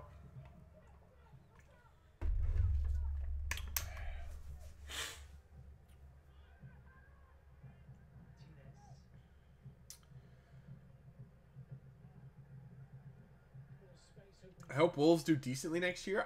Like we were talking about that earlier. I think Wolves are going to be a very difficult team to beat. They look pretty decent, man. They're young. They're good. They're going to keep getting better. That's going to be a team that I don't think anyone's going to want to play. I mean, they're not going to be, like a European team next season competing for one of those top 6 spots, but they could be mid-table around, I don't know, 8th to 10th possibly. They could be a really good team, a dangerous team for some other teams to play. Do a Montreal Impact series. They're always last in FIFA. Yeah, they are. You're right, they are. And I hate playing them in FIFA because they run a 5 at the back. They play like a bunch of little bitches. I hate them.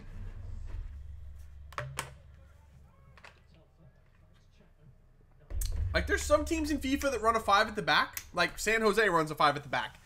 But they run, like, an attacking 5 at the back where they go a little more offensive. They push their wingbacks up the field. Not Montreal. They plant 5 players across the back line and drop 2 midfielders in front of them, and there's nowhere to go. It's like, okay, then. Why don't you just smack me with a brick and get this over with? Because I don't want to do this anymore.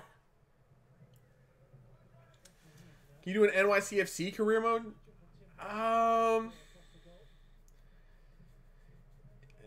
NYCFC, that's another one same along the lines of Atlanta where they're always so good that, like, starting off a fresh career mode, probably not. Just because there's nothing really to build.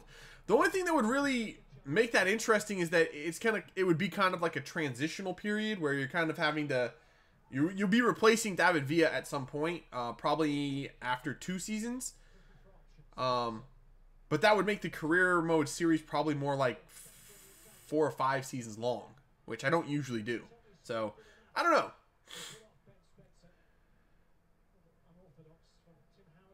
Saving Sunderland sounds like something that'll have Neil Diamond playing in the background music all the time. Fuck's sake. It's a good idea. Not on YouTube, though. I'm probably going to get a copyright strike for even saying Neil Diamond. Another League of the Americas could be fun to see again. Yeah, if I do it again, though, I will definitely be using either an MLS or Liga MX team. I hesitate. The only reason I hesitate to do an MLS team is because I've done so much with MLS recently. I am going to run out of teams eventually. So that's an actual worry. And again, I haven't done anything with Liga MX since that Tigres series, and I do kind of want to get back in with a Liga MX team. I'm just not sure how much support there's going to be for that.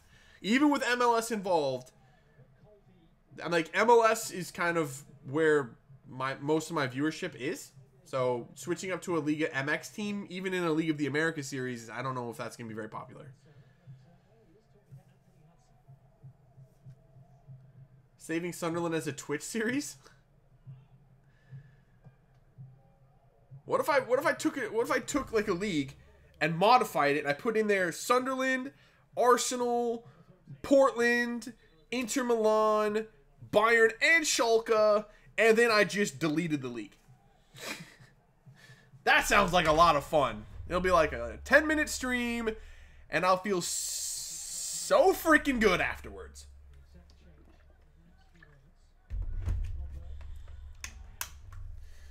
I just need more Neil Diamond in my life. Fucking hell.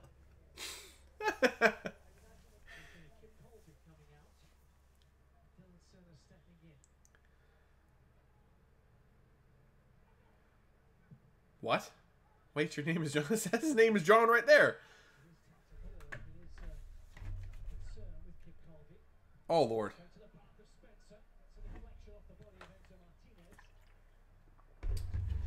I wonder what, like... I wonder what Tim Howard's mindset is at this point. Not just in this game, but, like, in his career. Like, right now. Like, he wakes up every morning thinking, you know, just 2 years ago, I was the number one goalkeeper for the men's national team, playing in the Premier League, and now I'm like a 40-year-old past his prime goalkeeper playing for like one of the worst teams in the league. What did I do in MLS? Not in the prime anymore. In MLS, what happened? Where did the bad series of career decisions take a turn for the worse there? Like how did that happen?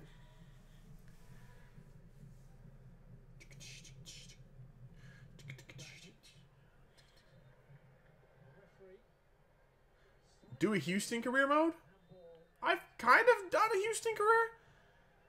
Although I didn't do it for very long. I think we did it. How far did we get into that Houston series? Like, maybe 2 seasons?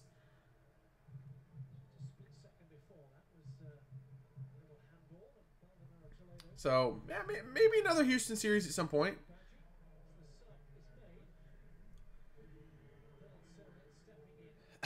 Can't wait to retire, Tim Howard. Yeah, maybe.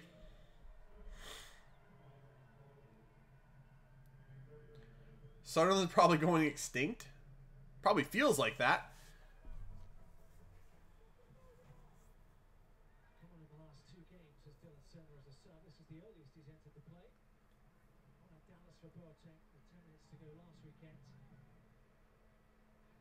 Who is better? Who's the better Tim? Melia or Howard? Melia. Tim Melia is one of the best keepers in the league.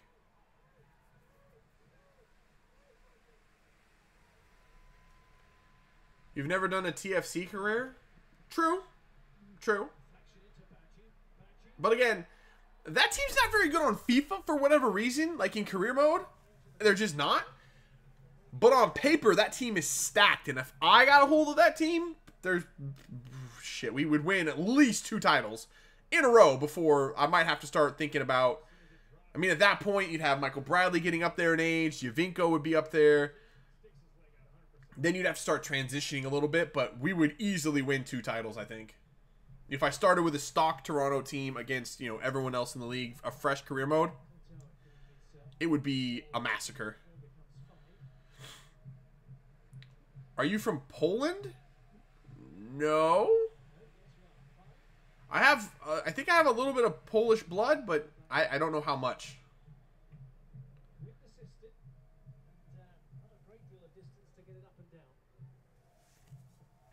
He's also never done a Sporting Kansas City career. Yeah. Probably not going to happen. It might. I mean, there's a better chance of that happening than a Portland career or an Arsenal career. I don't hate Sporting Kansas City. I just hate when Seattle plays them because they beat us a lot. To be fair, this year I like watching them play. They're a very exciting team. But yeah, I mean, I could see probably a Sporting Kansas City career at some point. Sporting might be an interesting team to do a League of the Americas with, to be honest. Now that I think about it, maybe. Who do you think the worst goalkeeper in the Bendik? No, I'm just kidding. Not Bendik. Not Bendik. Not Bendik. Who the worst keeper in the league is? I don't know. Last year I probably would have said, what's that dude from that was playing for LA last year? Now he plays. I think he plays in Montreal. Not the starter though. That dude was hot trash last year. I can't remember his name though. This year, I don't know. Gleason is awful. Good. That makes Gleason one of the best keepers in the league, in my opinion. Diop. Yes. Diop was friggin' awful last year.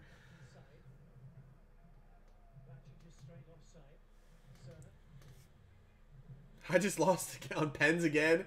Reese, time to take a break, bro. It's time for a break. Oh my god. That free kick from Eriksson, that was a dangerous free kick. Diop, Kempen, or Rowe? Well, those are the worst? No, I was talking about Diop. Clement Diop. Who's this dude for Colorado that has the incredible, like, braided man bun? I ain't never seen some shit like that. What a fantastic haircut. He looks like a ghetto Viking.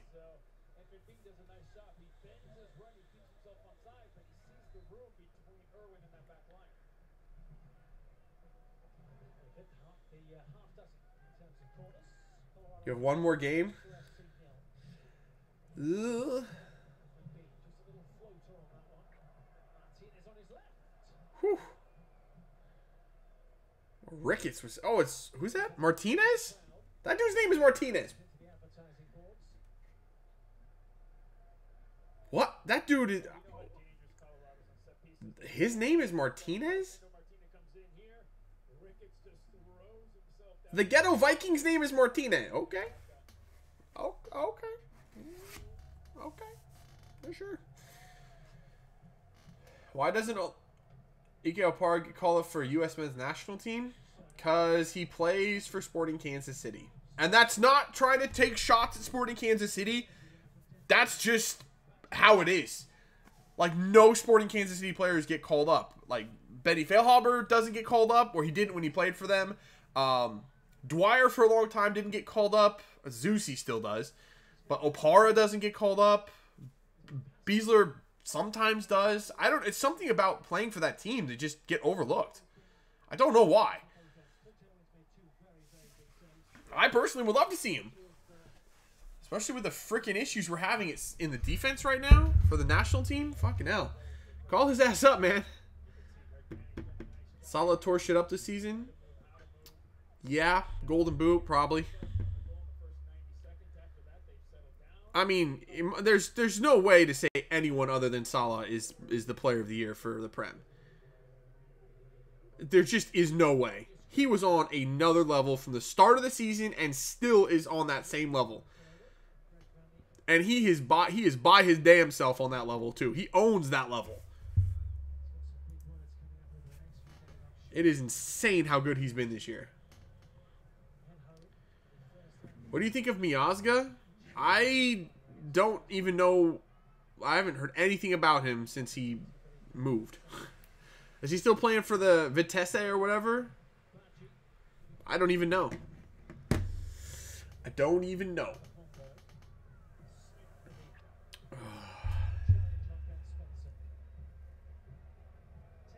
Is it the managerial relations between U.S. Soccer and SKC? I don't think so. Like I said, it doesn't make sense why SKC players just don't get the recognition, but I don't know, man. And Tim Maley is American, isn't he? He doesn't get called up either. For a team that constantly has one of the best defenses in the league, how do not more of their defenders and their goalkeeper get called up? Like, it doesn't make sense at all.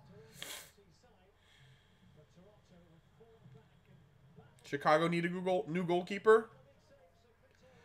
Yes. He might be on that list of worst goalkeepers so far this year. The Rapids are still winning. It's been a pretty even game. I think Colorado probably's had the better of it. Ooh, Dele Alli's putting the moves on. And then, not going to say he dove, but he fell over.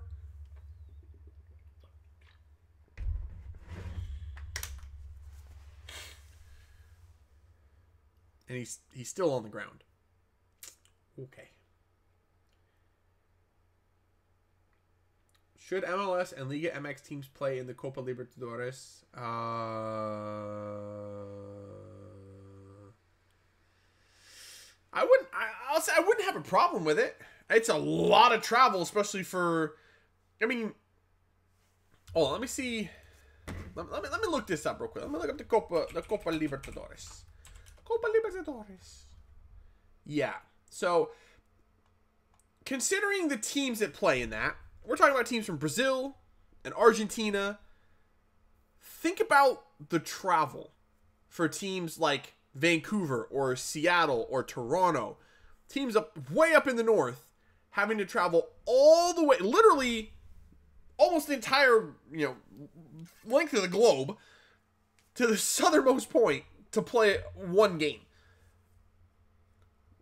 Geographically, it doesn't make sense, but I mean, if it was like I'd be almost more interested in. I don't know if you can't really do that though. Almost like a Club World Cup, but like for North and South American teams, where they go to a location somewhere, and the location keeps rotating. So one year it will be in Brazil. The next maybe you play it every 2 to 4 years, whatever. And the next year will be somewhere else, and then the best clubs from each one of those leagues goes and plays there in a tournament that's like during a certain month. So they play all the games, like a full like a World Cup type of a deal. But scheduling wise, that would be a nightmare. So it's not going to happen. But as far as like MLS teams playing in the Copa Libertadores, probably not.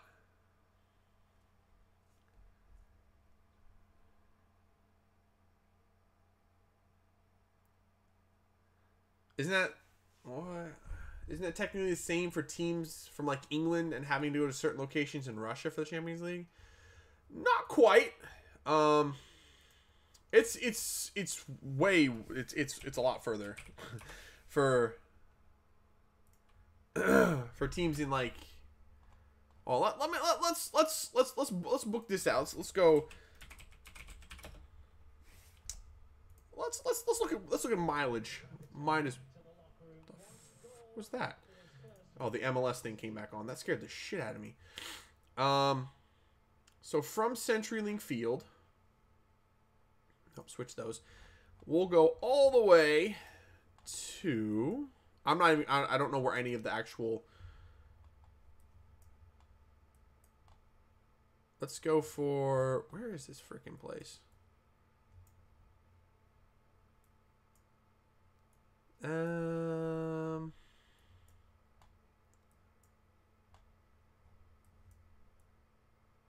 Let's just go like Buenos Aires. Sure. There, we'll go Buenos Aires. That is... How many freaking miles is that? Mad. Does it tell me? I don't want flight prices. I just want mileage. Are you serious? You're taking the piss, right? It won't tell me the mileage. It says 15 hours and 25 minutes, but I just want to know the why can't I see mileage? This is pissing me off.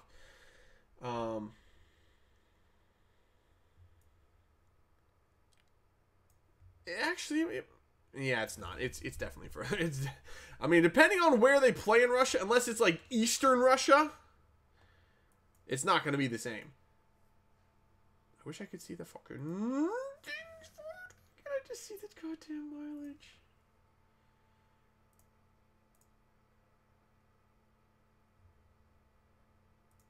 This pissed me off. How hard is it to see the fucking mileage?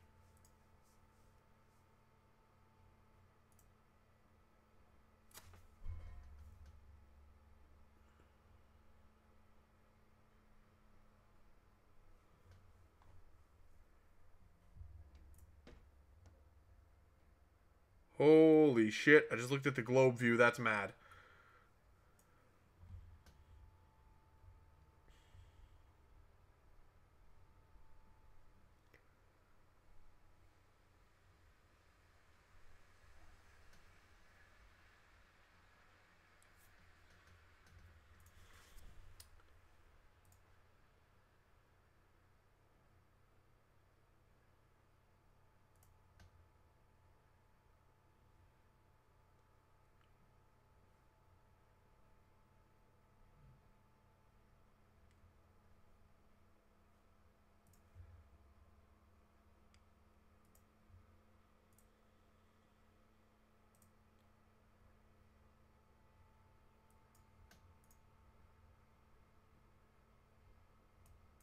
I'm so confused about why I can't.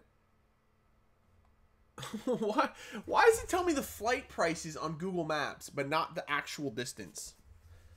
Bitch, I don't want to fly to Buenos Aires. I just want to know how far it is. What the fuck?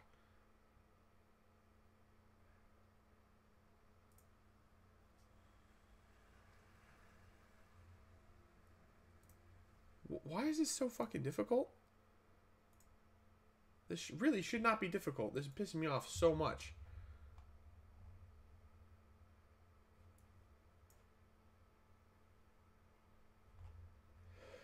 Oh, fuck it. Screw it. I can tell you by eyeballing it, it's going to be further from CenturyLink to Buenos Aires. It's a long ways. I guess I could look at flight times, but that really doesn't help me. We'll go from like London to... Where's somewhere that they go play? Oh my god, I don't know where anywhere is in Russia. Moscow's not that far.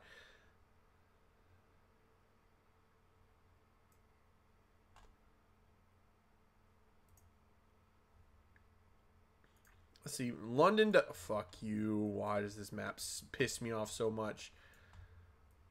London to Moscow.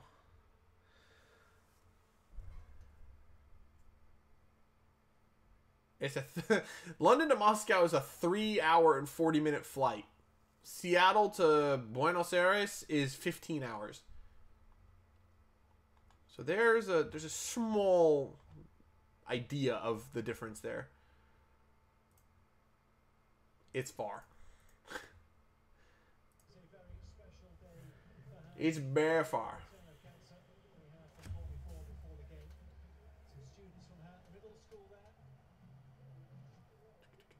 I'll refresh the games at the bottom. I got you. I got you. Which one is it? This one.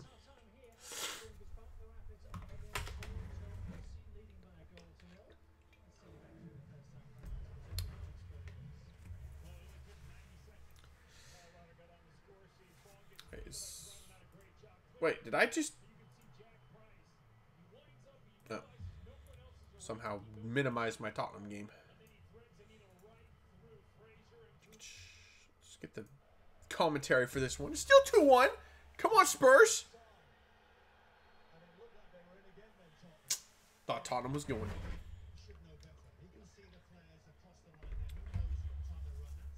I'm back. What did I miss?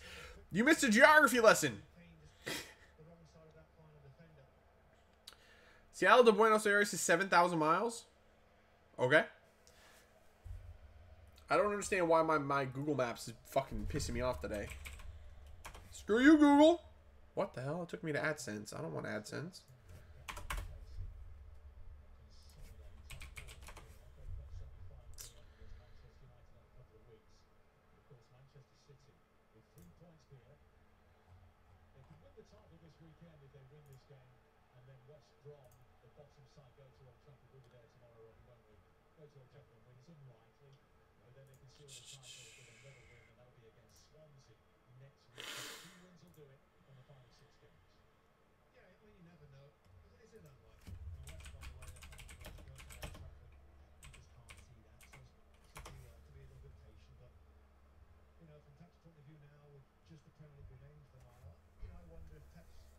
Motivation will be, let's make history here. Let's get the most goals. Let's get the most wins. Let's get the most points, etc. in Premier League history.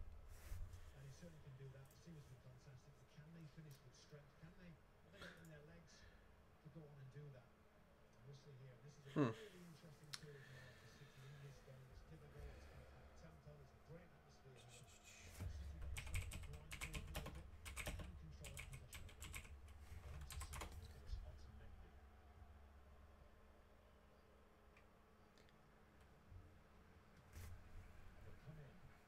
Geography lesson? Yeah.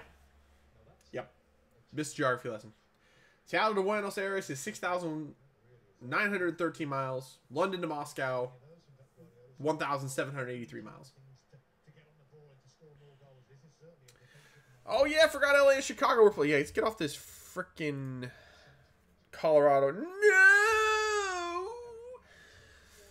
It's blacked out. It's on Univision. Wait, that means I can watch it on Twitter. Give me that. Woo! Chicago. No, I don't want to tweet Chicago. Fuck off.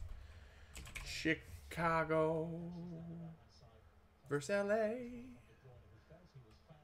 On the Twitter. Yo, I like it. Oh, shit. I actually just went full screen. Okay,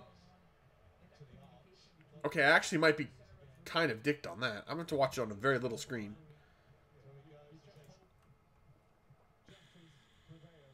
Not a big fan of that. Can I get it on a little bit bigger? No, can't. Wait, is that bigger? No.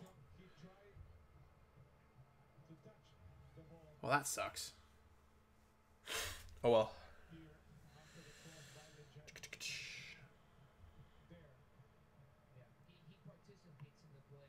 Wait, that wasn't a goal? Wasn't a goal. Okay. Yeah, I'm clicking off of the Spurs game. Going back, just watching MLS right now.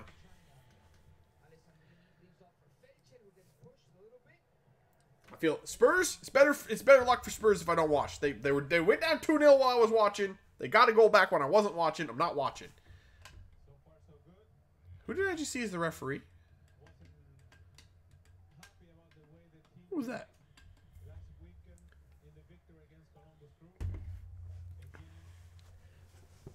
What do you think of the Serie A? I think I don't watch enough of it. I'd love to watch it, but I don't know. There's so much other stuff, you know, between the Prem, MLS. Those are the two I mainly watch, and some Bundesliga, not a lot though. I almost never watch the Serie A. But as far as how competitive it's been this year, I'm really liking it. It's better. It's not just a Juve whitewash like it's been in the last few seasons, and like it still is in France. That's why I don't watch French football. It's just like, what's the point?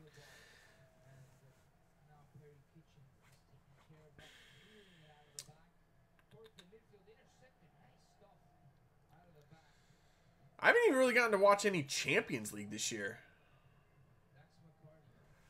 Like the last 2 years, I watched so much Champions League. Now, like I haven't seen any of it. Was it a penalty versus Juve for Real Madrid? I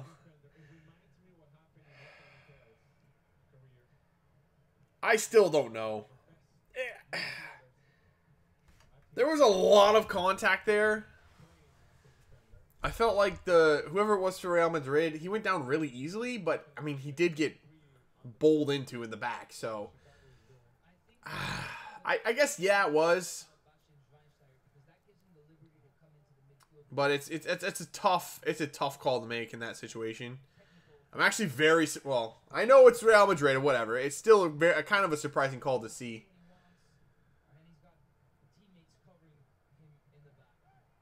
I mean, if you think about it, if you're a Real Madrid fan, you want that call. If you're on the other side of it, you say absolutely there's no way. So, yeah.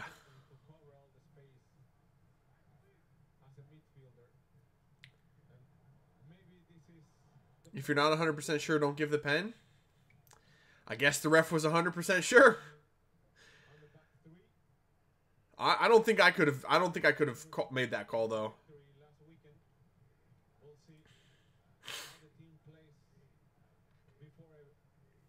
I mean, for me, that is just. It's too 50-50 for me to make that call.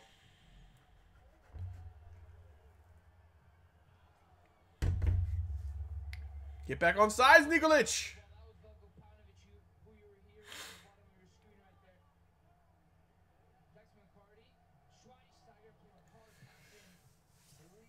Oh, there's Perry Kitchen in there. Yo, anyone seen that last Columbus Crew episode?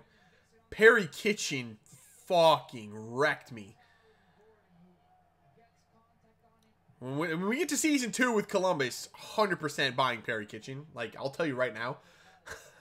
The way he played against me, the hell with everyone else on my team, I'm buying Perry Kitchen. Like, holy shit, he destroyed me.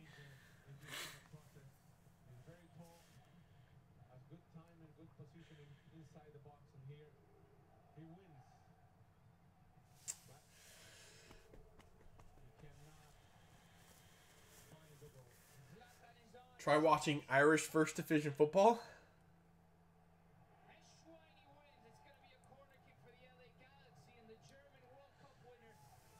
He's English. No way English refs are going to the World Cup. You say that, and yet you realize that Mark Geiger is going back to the World Cup. Mark Geiger is going to the World Cup again. It's happening. That's a thing. Are you going to do a live stream tomorrow during the Sounders game? I'm not, because I'm going to be working. So that sucks. So I probably won't even see most of that game.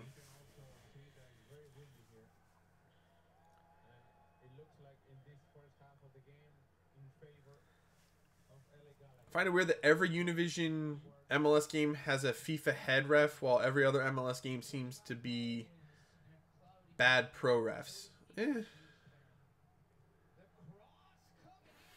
Woo! Is that a direct corner in on goal? Damn. Sanchez. Maybe he's a good goalie after all. Maybe he's keeper of dream. No, that wasn't that difficult. Alessandrini went for it, though. 100% went for it. Wait. Why is that a goal kick? I'm confused.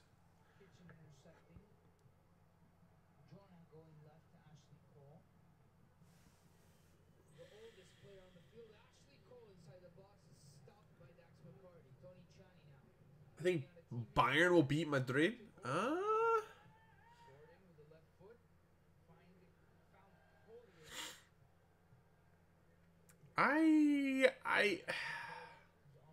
I don't think so. I don't think Bayern is going to beat Madrid. I just can't see it, man. Not the way. I mean, Madrid didn't even play that well against Juve. But they're just so difficult to beat, man. In the Champions League, I just can't see it. I think if anyone's going to beat Real Madrid, I think it's going to be Liverpool, to be honest. But Liverpool still have to get by Roma, which is not going to be easy to do.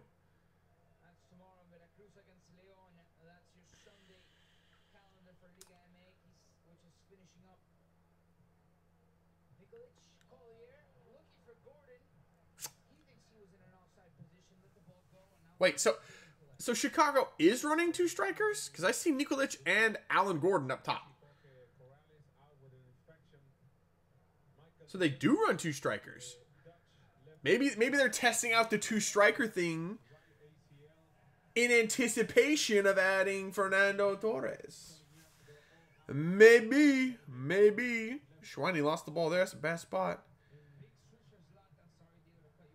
And on top of that, LA's running two strikers with Ola Kamara and Zlatan, which is freaking terrifying. But they're also not typically a two-striker team either. There's not a lot of two-striker teams in MLS, actually.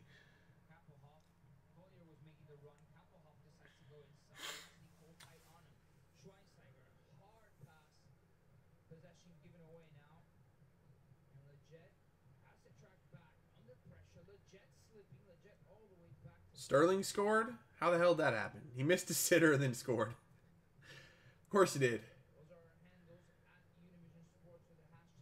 You think about Kovac being the new Bayern manager? I don't know much about the dude, actually.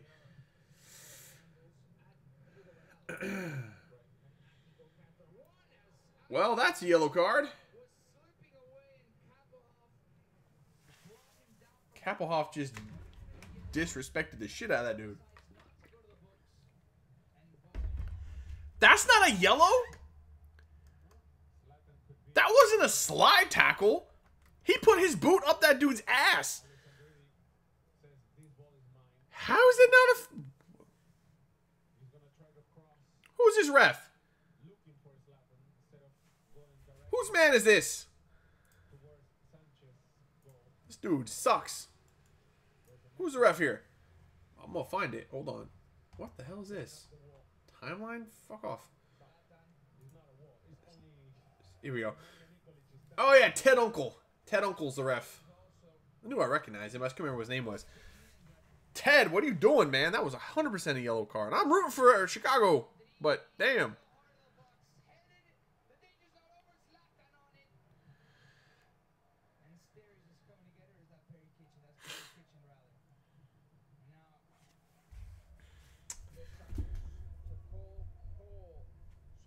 God bless England. They'll have to deal with Sterling starting at the World Cup. Yeah.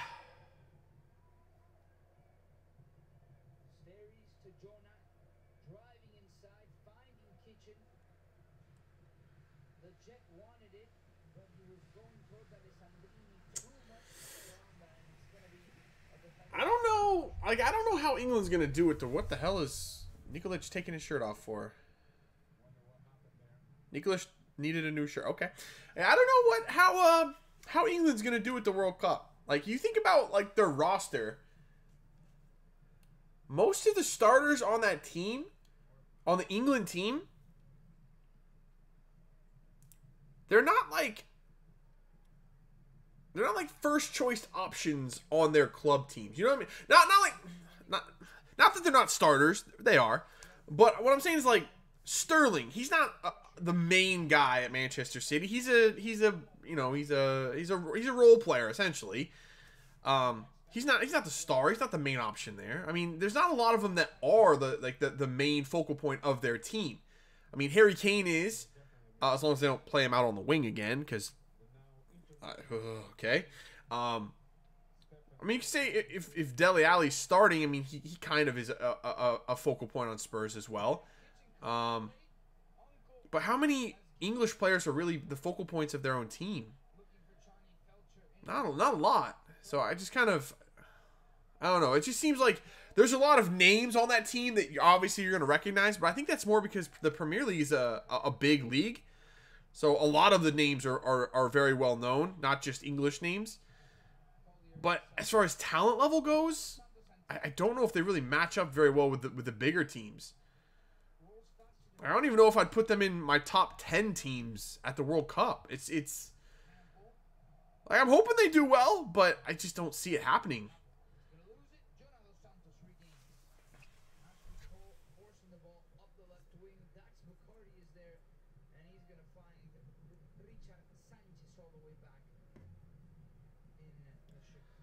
They hype themselves up for every term and horribly crash.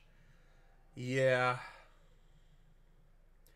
But at some point, like, I don't even think that they horribly crash out. I think that that's just as good as they are. I think they lose out pretty much where they are. Now, the Euros is a little bit different. They were better than Iceland. I mean, they are. They were horribly coached, but talent-wise, they shouldn't have lost there. They should have moved forward there. Now, Iceland was playing very well in that tournament, but England are better than them. They should have beaten them. But as far as like World Cups go, I don't think they horribly crash out. I think they just play to their talent level. The media hypes them up and it goes to the players' heads, I think. Yeah, that could be it. I think that they're definitely hyped up and they have a sense of they believe that they're going to go farther just based on who they are. And that doesn't work so well. Look at the U.S. men's. That's what happened to the U.S. men's national team for World Cup qualifying. We thought we were better than we were. We thought we were just gonna walk in, you know, just cruise through, make it to the World Cup, no big deal, and now we're not going. So it's a bad situation to be in. So maybe after a couple of embarrassing crash outs, as we're calling them, maybe they won't be hyped up anymore and they can actually just go out and play. Because if they just go out and play like they have something to prove, maybe they'd be better.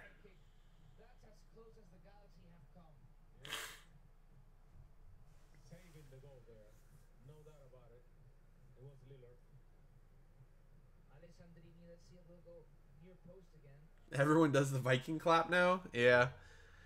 Kinda.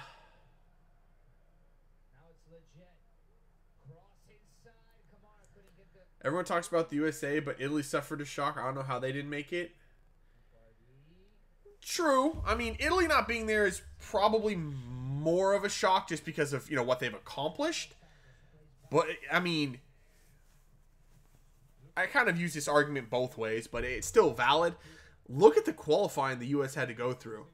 Even with all of the bad shit that they started out doing in qualifying, all they had to do in the last game of qualifying was get a result against Trinidad and Tobago, who hadn't won a game in the Hex. And all they had to do was get a result there. Still couldn't do it. Trinidad and Tobago. We're not talking about beating Sweden or one of those European teams. It's Trinidad and Tobago. For real. We couldn't even manage to do that. So, it's just...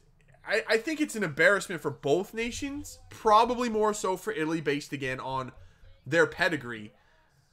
But I think it actually might be more detrimental for the U.S.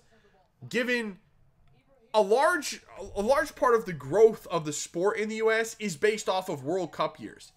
I know that's when I first started getting into the sport, was watching the U.S. men's national team at the World Cup.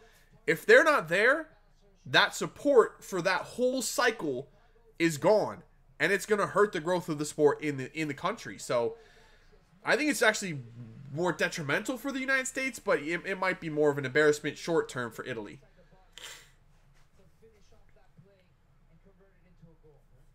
The Italy manager is a cunt. Okay.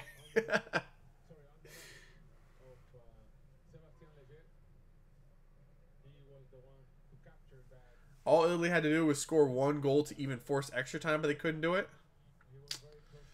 Yeah. Yeah.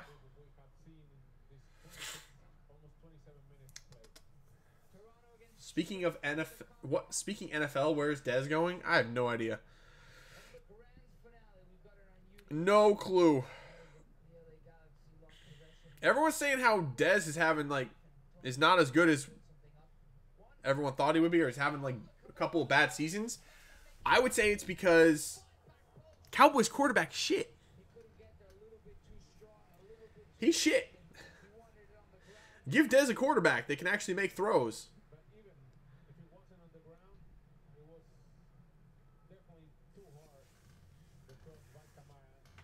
The CONCACAF Champions League final. I got Toronto in that. I got Toronto. Not just because I'm rooting for them either. I believe that Toronto... I mean, look at the lineup Toronto put out there today against Colorado. You think they're not focusing on that? Solely focusing on that in the early part of the season. They are 100% going for that trophy. And I'm behind them. Especially after Miguel Herrera's dumbass popped off twice. That dude should stay away from reporters altogether. If he's not punching him in the face, he's making himself look like an idiot. So that dude should have a no reporter interaction policy all the way around. 365 all the time.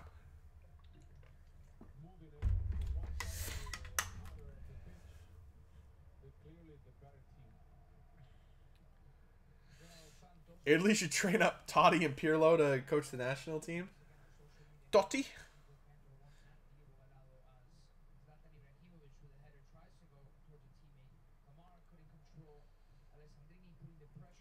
Do you like Montreal Impact?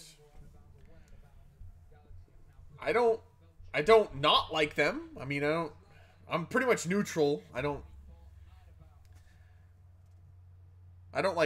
watch them ever, but I don't have anything against them either. I don't root against them.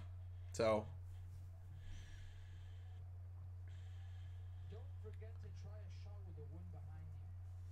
what's going wrong at Chelsea? Is it Conte or the players? I think it's the culture there, to be honest.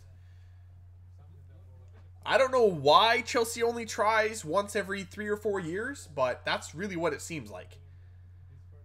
Because with the roster that they have, I swear down on paper, they're not worse than Manchester City.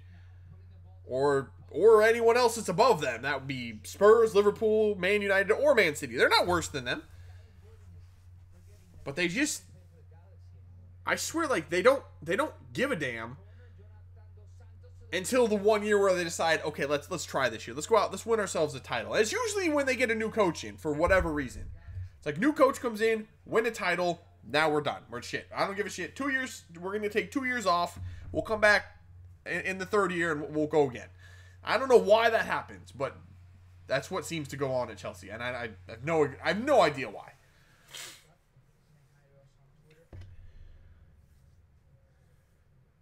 Montreal's a dirty team? I haven't seen that. But again, I don't watch very much of them, so.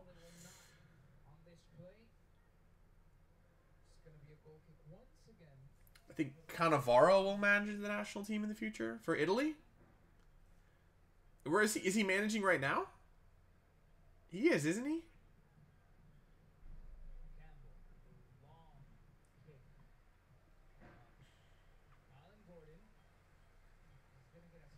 Maybe even Gattuso?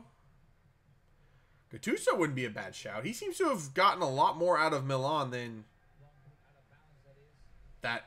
I don't even remember who the last guy was. I didn't really like that last manager. I think Gattuso's done a good job there, though. Especially on what was supposed to be an interim basis. He seems like a legit manager for that team, so.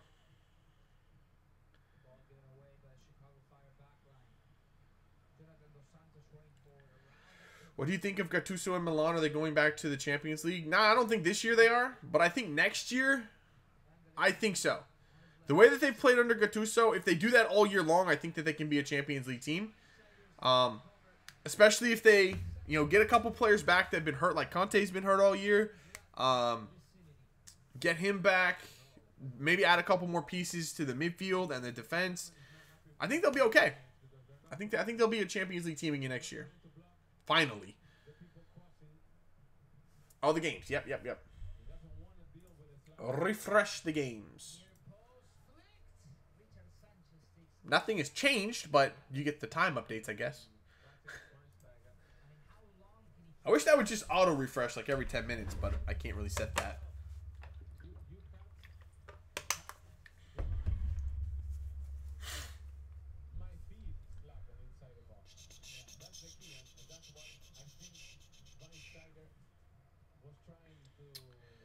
This game has slowed down significantly. LA and Chicago.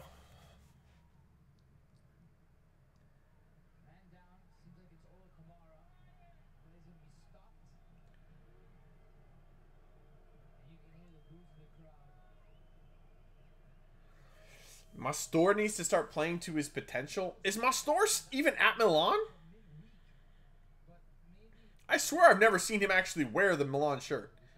Again, I haven't seen them play very much. It would help if they were in the Champions League. But I haven't seen them play very much at all. So I don't know if he's actually there or not. But yeah, he for someone that had so much potential, like just a year or two ago, to someone that just, yeah. I hope Brad Evans plays tomorrow and scores a goal. Oh, Zlatan just got stonewalled by Sanchez. What a save, bro. One-on-one with Zlatan Ibrahimovic.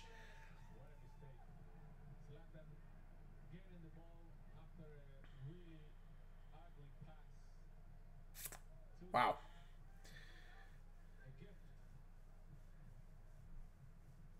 Who's going to win the Europa League? Marseille? No, probably Atletico. Probably Atletico.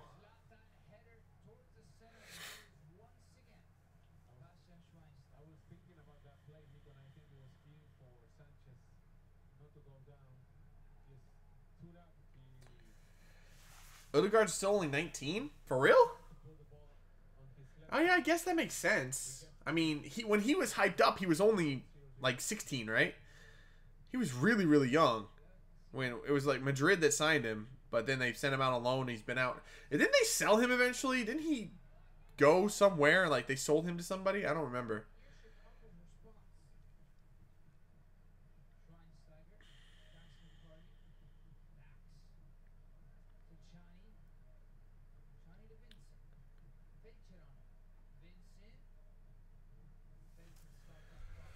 MVP of the MLS this year?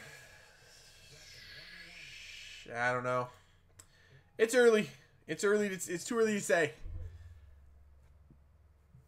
I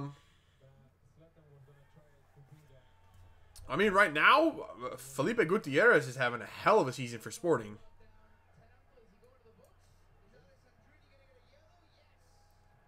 Oh, Ted Uncle just booked Alessandrini.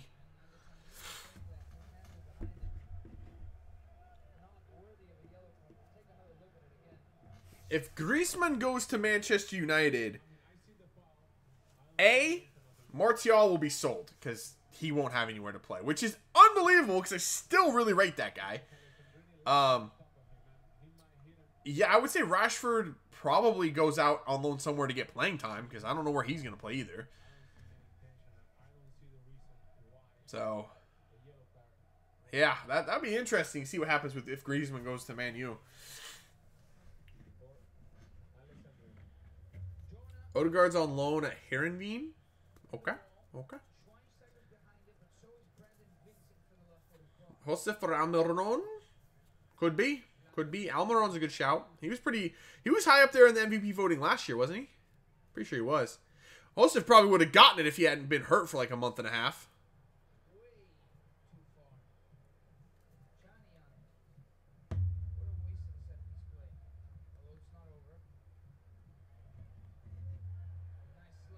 Ibra for MVP? I don't know. Depends. I mean, if he freaking lights it up and scores like 30 goals, yeah, probably.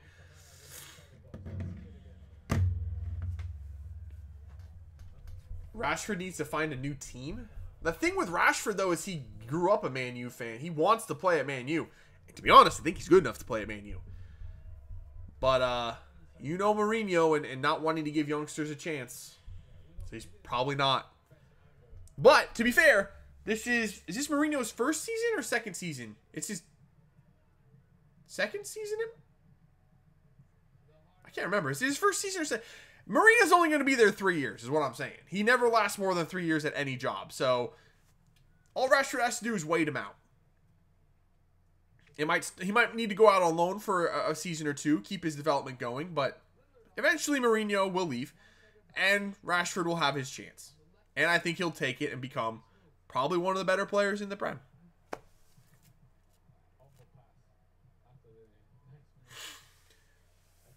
Griezmann wants to join Barca? Whoo! Damn, Griezmann going from Atleti to Barca? He's going to catch a lot of shit from Atleti fans. Jesus.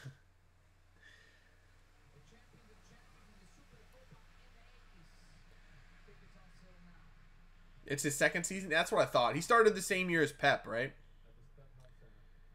Pep and Conte. It's funny. Actually, now that I think about it, Pep Guardiola, Jose Mourinho, and Antonio Conte all came into the Prem at the same time. Well, they all started at their teams at the same time. At Man U, Man City, and Chelsea. 2 of those 3 are going to have a title after this season. Jose Mourinho does not. So, Jose being the chosen one, not so much. Not so much. Although I will say, I think that Jose Mourinho, out of the 3, had the toughest job. I think Chelsea was ready to win when Conte got there, and he did win with them. Pep Guardiola had better pieces in place to build off of, and he built very, very well and turned that team into what it is. Jose Mourinho had an absolute clusterfuck at Manchester United. That team was a dysfunctional fucking mess. So, he's still in the process of cleaning it up, and I think he's done a fairly good job. I do think he's overlooking some of the players that he has in Rashford and Martial and a couple of those other players. I'm happy that Lingard's gotten the chance that he has gotten because I think he's a really good player as well. But yeah, there's still work to do at Manchester United. They're probably going to finish second this season. So, we'll see what happens next year. But they have to overcome the juggernaut across town in Man City. So, we'll see. Mourinho's a great manager, but an arrogant person. I don't even know if I can say he's a great manager. He wins a lot. So, in that sense, yeah, he is. But at the same time, he really alienates a lot of players, and a lot of players don't like him. So, I don't know. Success-wise, yes, for one season while he's at the team.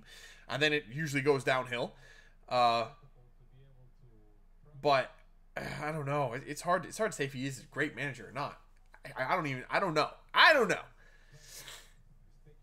I would hate to play for Pep. Yeah, I say if I had to pick a manager in the Prem to play for, it would be Pochettino. You always know exactly where you sit with him. He's a straightforward guy. If you're fucking up, he's gonna let you know about it, and you're gonna be punished for it. But you'll always know what you need to do to fix that. He plays young players. He gives everyone a chance. He's not afraid to put the best players that are playing the best on the field. So if you're playing well, you're gonna play. If you're not, you're not. I really, really like that and respect that about him.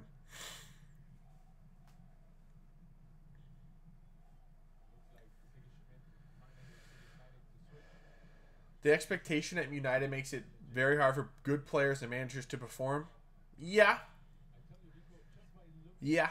I think for the last few years that's been very, very true. But I also think at this point, fans of Manchester United are so desperate to win that they actually are wanting their players to play well. Not just expecting it anymore, but they're actually they just want a good team again. Like, it's been a while since Man U were a legitimate contender for anything. They just really want to be back in that position. So anybody that plays well right now from in that red shirt, fans are going to support them very, very, very, very, very much. Like, it's gonna, if you're playing well, they're going to love you. So you just got to come out and do your thing, you know? It's easier to say than do, obviously, but yeah. If anyone else was Bayern manager during that time, we would have won the UCL. Over Pep Guardiola? Pep does seem to have a bit of a issue with Champions League, doesn't he? Did he win the Champions League at Barcelona? I think he did. He's like the domestic king. He can win you a league title without even blinking. Champions League, can't do it. Can't do it.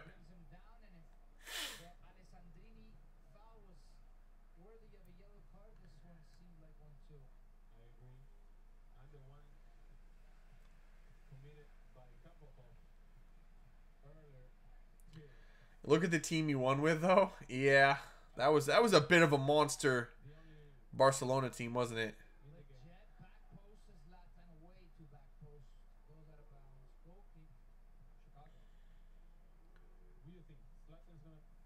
Was really disappointed when Depay when Depay flopped. Really excited to see him, but just didn't work out. Yeah, I was excited for Depay as well. I thought he was going to be like one of the next great wingers at Man U, but not so much. Again, that was too much of a case of him believing the hype in himself. He got way too gassed. Man already thought he was Ryan Giggs. He was not.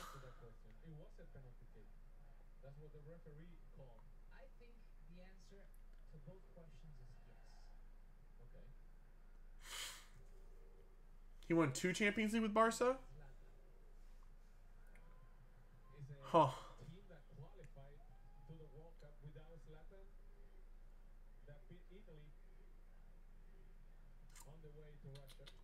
Know that feeling? Supporting Liverpool's been such an almost there moment. Becoming a selling club hasn't helped, but it's good to have a good spell recently. Yeah, I mean, Liverpool definitely look like they're built to at least last for a little while now. It always kind of felt like before Liverpool, when they were good, it was like they're almost there, but you know that they're going to kind of take a step back the next season. They're going to sell somebody. But I think that they've kind of, it's almost been like addition by subtraction. They've kind of gotten rid of those players that are intending to use Liverpool as a stepping stone, like Luis Suarez or Coutinho. The players that are there now want to play. They want to play there. They want to be a part of that Liverpool team. They want to play for Jurgen Klopp. They want to win at Liverpool. So I think that, I mean, they're almost there. They're a very good team, and it looks like the players they have are going to be sticking around.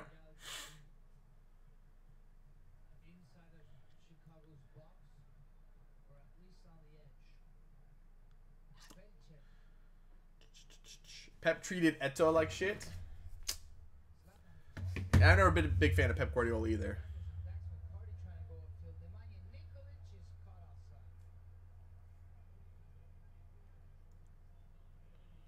think Coutinho made the team worse. I mean, I always thought Coutinho was a really good player, but yeah, I think towards the end there, he didn't really fit in the team anymore. Not with the way that they were trying to play and the way that he's used to playing. I actually think he's probably more suited to play at Barcelona, to be honest. But yeah, I don't know. I think anytime you lose a player like Coutinho, it's going to be difficult. And Zlatan scored. Okay, Zlatan.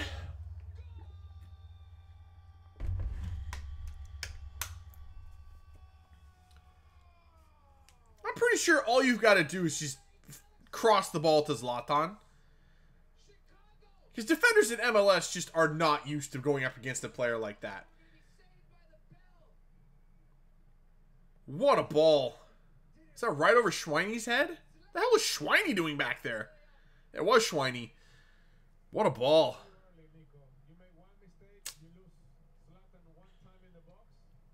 Nice cross. Good header, too. Colorado just got a penalty? Really?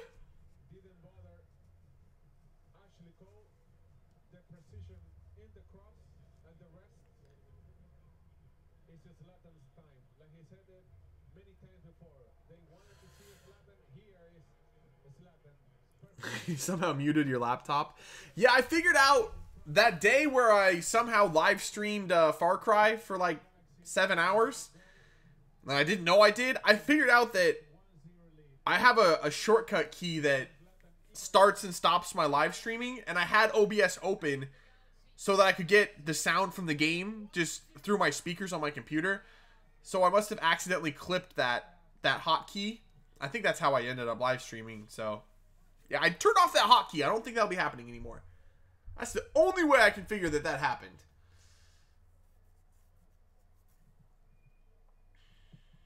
(2-0) Colorado. Huh. It's halftime in Chicago. I think I'm going to swap back over to... swap it back over to... Maybe. Hello? Why is this not working? What the heck is going on? What the heck? What the... Go back to the Colorado. Going back to the Colorado. Oh, for that whole ESPN Plus thing, there is a message at the top of MLS Live. It says ESPN Plus is now the home of MLS Live. Sign up today to avoid missing any of the action. MLS Live will no longer be available beginning April 24th. So there is your answer on that one.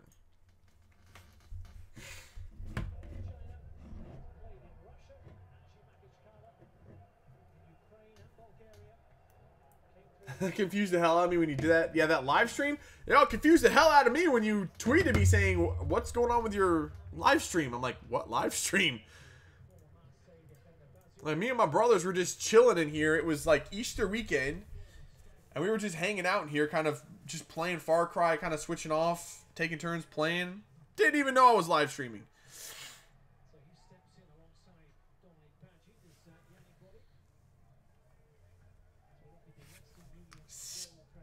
Gelzan Gashi.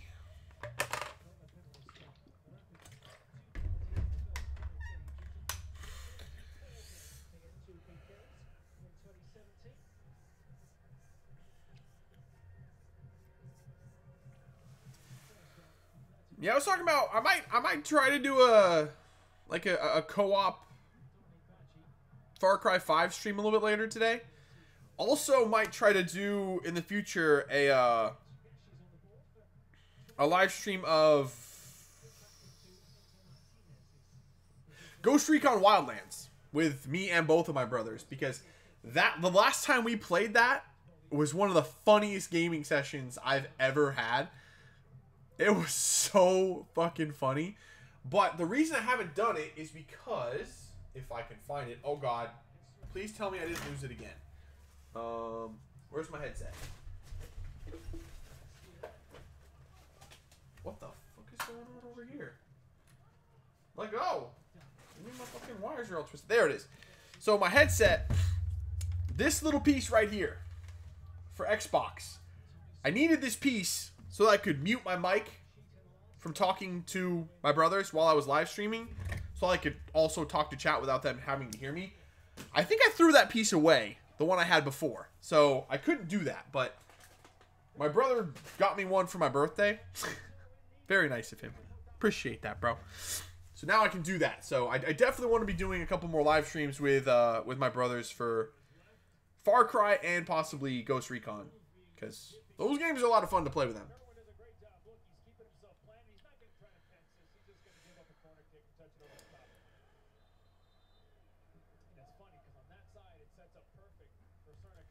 I'm hoping for the Champions League. I'm hoping for Liverpool, Madrid.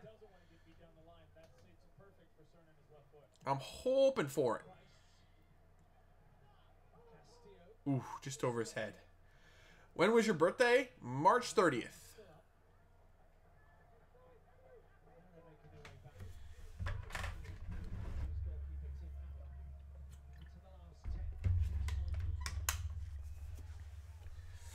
Yeah.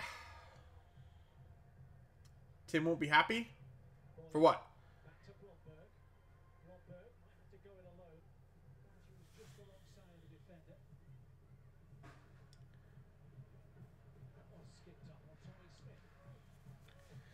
Madrid does not need to be in the Champions League final again. I know, but I want to see Liverpool beat Madrid. I think if those two teams go up against each other, I think Liverpool can beat them. I think that could be a case where Madrid kind of overlooks Liverpool a little bit. I know it's the Champions League final and Madrid are going to be all out to win it, but they might kind of relax just a tad. Whereas if Bayern get there, that will mean that they've beaten Real Madrid, and they will sense the blood in the water, and they're that close to winning the Champions League. Something that has always been the knock on them recently is that they just can't get it done. Always just come up short in the Champions League, and if they're that close, I think if Bayern gets to the final, they win it.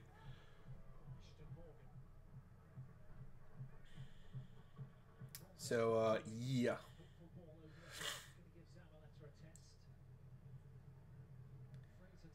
Yeah, Tim, what happens if it's Liverpool-Bayern in the final? How do you cope with that? Who do you root for if it's Liverpool and Bayern? For me, if it's Spurs and Dortmund, I'm going Spurs. I always will.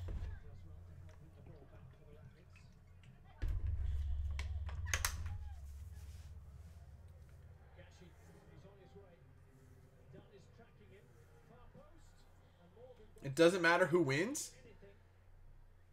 You sure?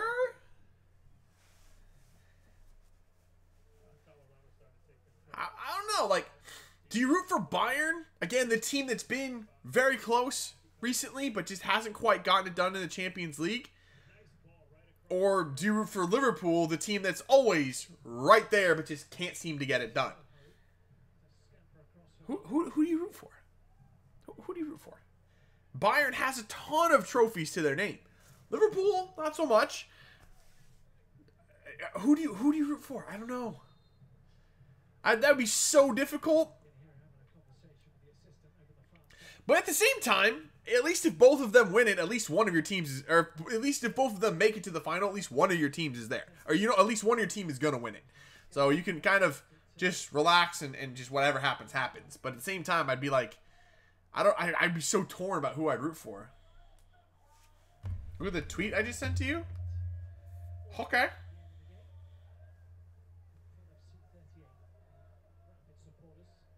Holy shit, so many tweets.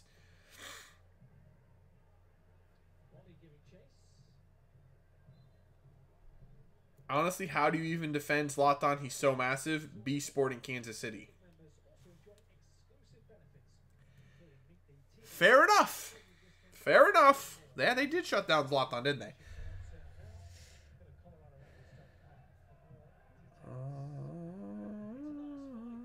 How did I not see I had a text from my brother? That was only, 7 hours ago. Sorry, bro. Didn't see it.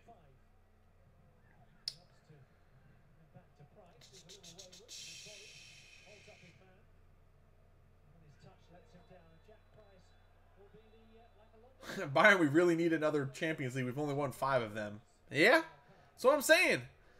That's what I'm saying. Who do you root for in that situation? I don't know. I don't know. Jack Price, we talked about a little bit of fight that he has. He comes in there, he goes in low, gets in there. Unfortunately, he's the one that takes the brunt of that. Again, listen, you gotta have a guy in the midfield who's the workhorse. He's a guy that controls the game. If you looked over the last few games, he's got more touches than anybody else. How come you work on the weekends? Just the way my schedule is. I pretty much work every Sunday morning. They called me and wanted me to work today. I was like, hell no, I got shit to do. I ain't coming in today. Find someone else. Yellow card accumulation suspension.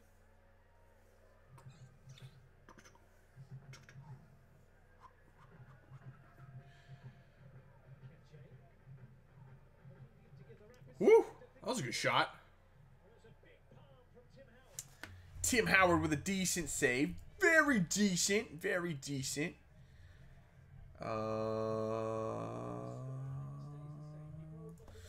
Where did my freaking game go? There we go. Chicago and LA are back on, right? Yeah. No. Never mind, no. Thought they were. They're not. Let's do a quick update on the scores at the bottom. Birds are flying at my window. I swear it's about to break. What'd you do? You done pissed the birds off.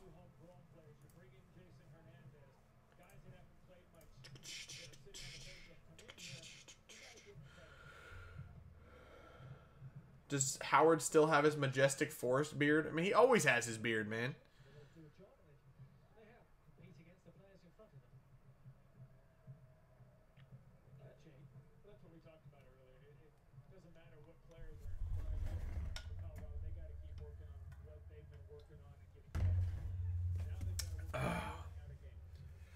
Just realized I could probably put... No, I can't. Never mind. Can't do that.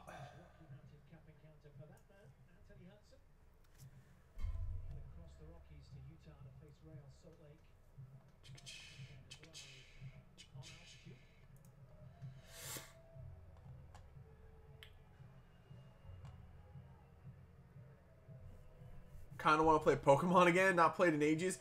I was just thinking that the other day. I was talking with some of my friends at work, and we were talking about like our top 3 favorite games of all time, and all 3 of us had Pokemon in there. It's just it's just such a good franchise. So freaking good.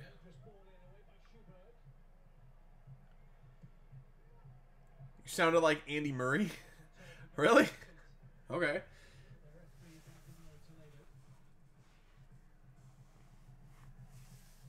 That man's gonna save the planet single-handedly by donating the shrubbery from his chin? What the Who's gonna be the worst in the league this season? I'd probably say Montreal. No, I'm just kidding. Just kidding, calm down. Oh no! Ricketts! Oh, Tim Howard's too freaking good. Oh, Tim Howard is pumped up right now. Tim Howard just did a little skank after the save. He's a beast. The worst in the league this year, man.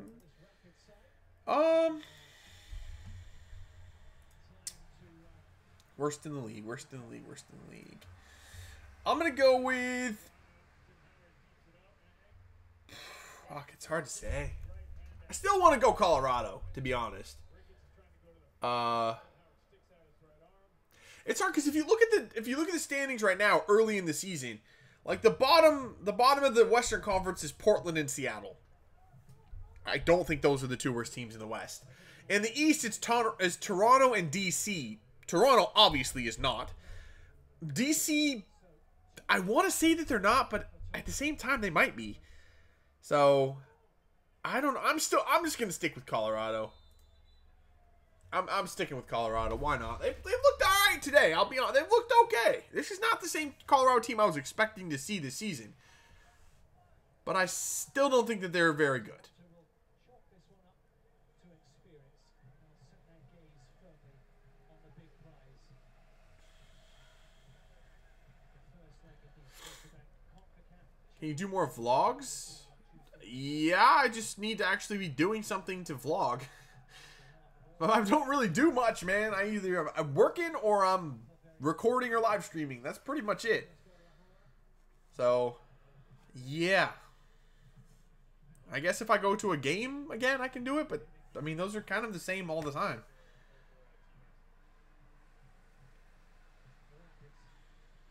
Oh, that's a good ball from Gashi. Edgar Castillo, ball in, missed. Ooh! Yo, Gashi hit a banger on the half volley. What a shot. What a save from Irwin. Wow. Gashi was like playing it off so cool. Like he was like, I'm not really in the play. And then bam! Out of nowhere. I hit that so solid. That was such a good shot.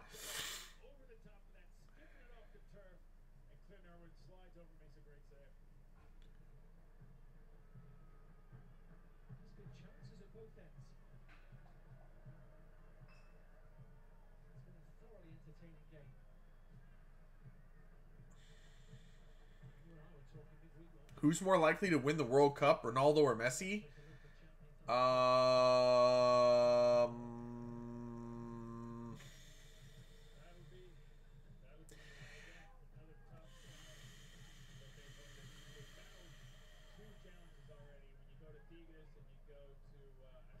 don't know. That's a tough question. That is a tough question. I think Argentina is a deeper team than Portugal. But for some reason, Argentina just doesn't get it done. Whereas Portugal, on the other hand, not as deep of a team, but got it done at the Euros and won the tournament. So, I'm going to go with Messi.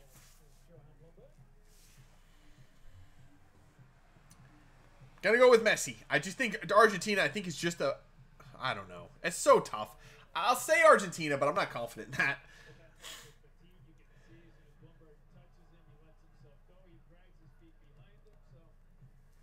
Seattle's going to score their first goal tomorrow? Fucking hopefully. Doubtful, but I'm hopeful.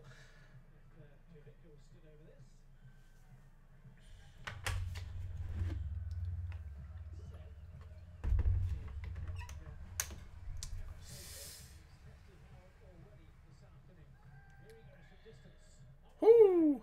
Just over the bar. Tim Howard is so fucking fired up right now. It's unbelievable. He's screaming at the fans behind the net, getting everyone pumped up. Hey, Colorado won. GG, Colorado. Toronto better frickin' win the Champions League now, though. Back to LA, Chicago. Who's going to win between NYCFC and Atlanta? I'll say Atlanta just because it's in Atlanta. But it's going to be a close game, I think.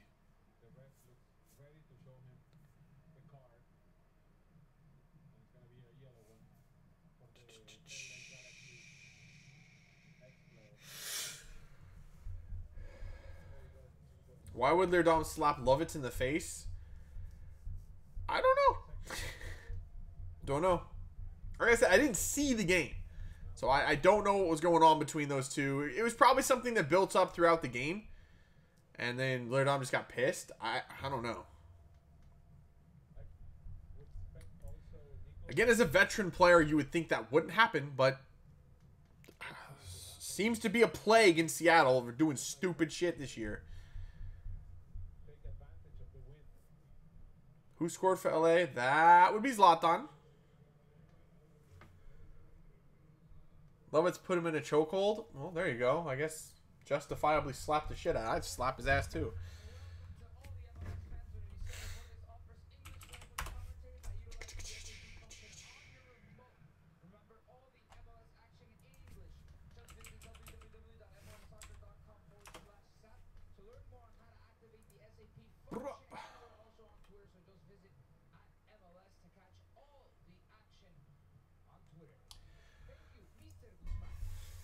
When is the Champions League final?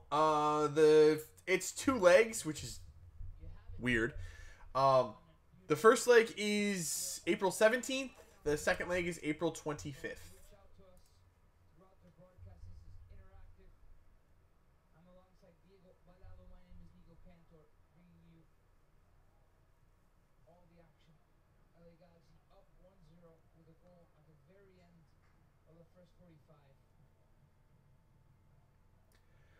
Everyone who has or had played Pokemon, who is your favorite?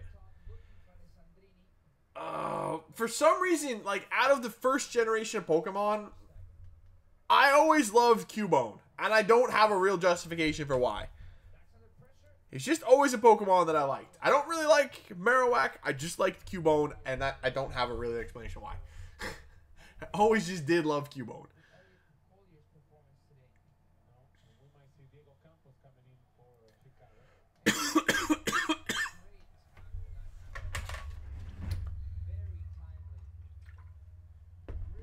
Who's your favorite player in Europe? DeAndre Yedlin. Now my favorite like big player is probably Marco Reus, but he never plays, so what are you gonna do? Cubone tugs on my heartstrings. Cubone is always such a thug with his freaking bone. Or on smacking people like a shillelagh. Butterfree. I always thought Beedrill was pretty cool too, but nah, it was always Cubone.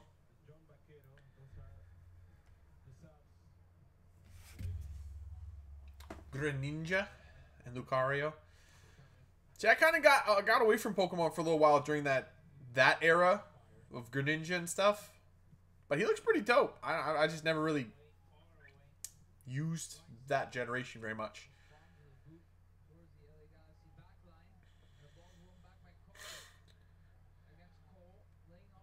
Come on, Chicago. Get back in this thing, yeah?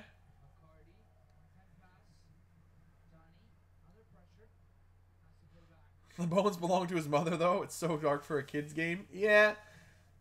I guess so. When you think about it, yeah, it is. Why is Alan Gordon playing in there with Nikolic? Alan Gordon he's moving around a lot, but he's always in the same place as Nikolic. There's no space. This is not working. Get him out.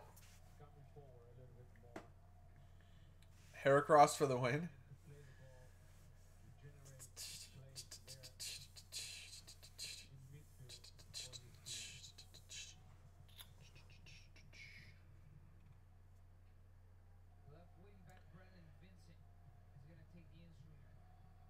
Even though it's 4 times weak to flying? Damn! Heracross gonna get his ass whooped by some wings. Hold on a sec. Let's see if this thing is... Let me see if the old 3DS is charged. Let me have a look and see who's in my who's in me party for... I don't think it's charged. I haven't turned this thing on in months. Nor honestly... Oh. No, it is! I couldn't remember how to turn it on actually, so you know. That'll show you how long it's been. Literally been like 6 months since I've turned this thing on. Since I beat Pokemon Sun. Somehow this is turning into a Pokemon stream. I don't know what happened, but... Oh, shoot. Okay. That's not what I was looking for. Hold on. I gotta switch the games. I have Pokemon Alpha Sapphire in there. I bought that. I didn't actually end up playing it. Give me a second. Let me put Pokemon Sun back in. Oh, no, that's backwards. Having technical difficulties. Okay. I gotta play Alpha Sapphire. I never played it. Definitely want to, though. I'm not gonna lie, I only bought Alpha Sapphire because I knew you could get Rayquaza in that game, so... Yeah. The amount of dust is flying around. Isn't this a Talk MLS? Yeah, but... This game is dragging to a halt at this point, so it's just to chat and chill. We're watching MLS, we're chatting and chilling, just not necessarily talking MLS.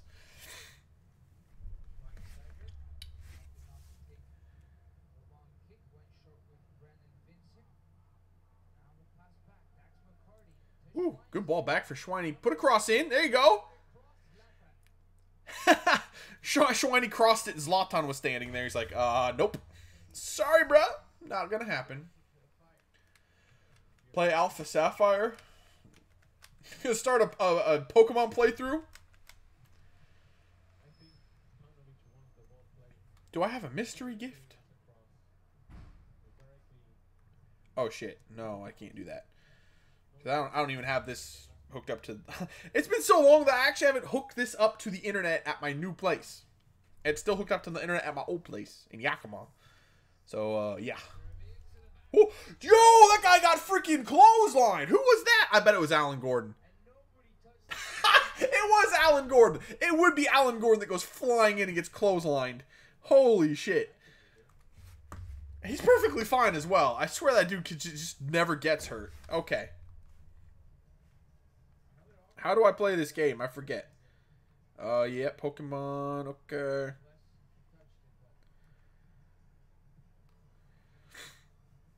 Oh yeah, see, I couldn't remember who some of my favorite Pokemon are, so that I always have in my party. So I got like Alakazam. I always liked Alakazam.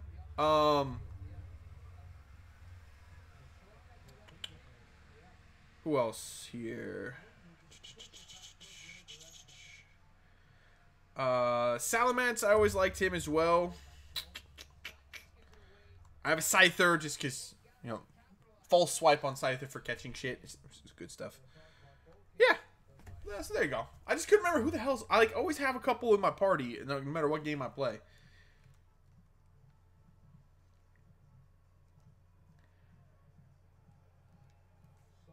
Okay, that's all I really wanted to see. Now I'm going to turn it off. Maybe. Whew. Hola, Kamara. Calm down. Another defensive mistake by the Chicago Fire. 2 in about a minute. Could have cost them. LA Galaxy couldn't capitalize. Okay. Do you have the equipment to put 3DS on YouTube? No. I don't. I really, really don't.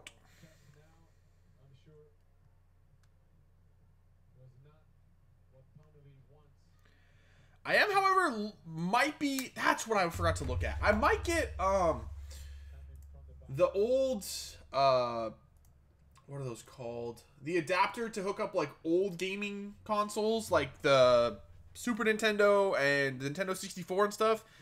Connect those to an HDMI so I can play those. I don't know if I'd play it on YouTube so much as just, you know... just so I can play it on an HDMI TV. But, yeah.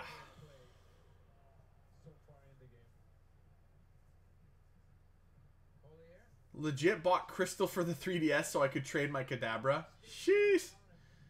Vincent decides to track back. McCarty. Johnny. The Fire playing backwards a lot. Not finding the spaces forward. Most psychic types are awesome. Yeah, I think Psychic is probably like my favorite Pokemon type. Ghost, I like Ghost as well. I mean, Gengar is always an awesome Pokemon. I mean, I pretty much just rolled Gengar through Pokemon Sun. Just decimated everything with him. McCarty back to the German. Between 2 players, Alan Gordon is pushed from behind the left to the attack.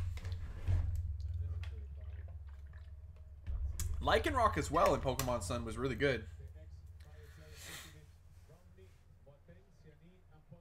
I don't see the hype with Pokemon. I don't know either. Like, most people that are into Pokemon have been into it forever, like since they were kids. So either you got into it or you didn't. I happened to love Pokemon when I was a kid. Oh, Kapelhoff. Woo, Kapelhoff. I don't know if he meant to shoot that or if he just messed up his cross, but that was almost going top bins. There you go. That's what Sigismund wanted for the Galaxy in the first half, and now Kapelhoff tried it. Very difficult ball for Bingham. He didn't want any trouble. Rolling through a game with Gengar sounds like the king. Yeah, I have no idea who that dude is, but it's fun. definitely is fun. He pretty much just one hits everything, which is just fucking fun as hell. Long kick used that time.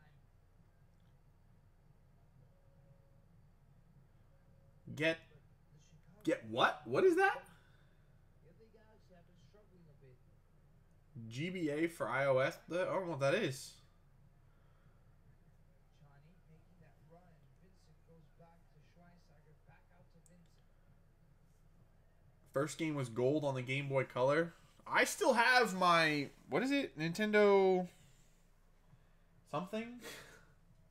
I don't think I have it with me though. Or maybe I do. Actually, I do. I still have my original Pokemon Red.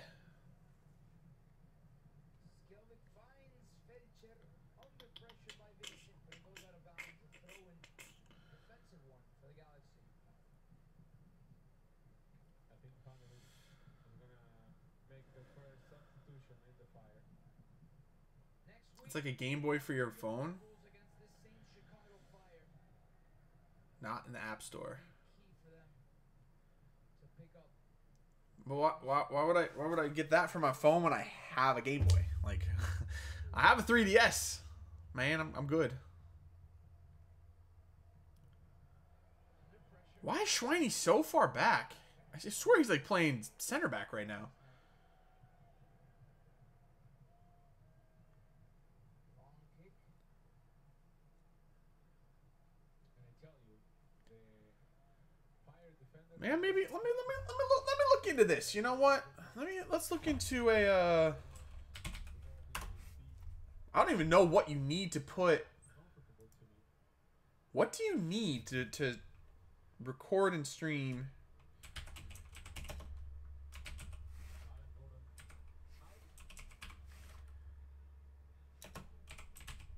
Or Nintendo Game or Game Boy. In for the Chicago Fire. There's the first substitution of the match. The tie started in Chicago Fire's first 3 games. And did not play last week A against 3DS capture card. Huh. McCarty to Schweinsteiger. This might be a wee bit more complicated than I was hoping for. It needed to be a bit more precise, but good idea by Chicago Fire, who has vastly improved after the halftime. Kataya, obviously a very different player than Gordon. He is going to take a midfielder role.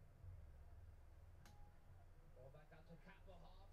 The cross, and Kitchen takes care of it, finding Jonah. And it's the New Zealand Elliot Collier now playing up front with Nikolic. Okay. That seems like a pain in the ass to stream Game Boy stuff.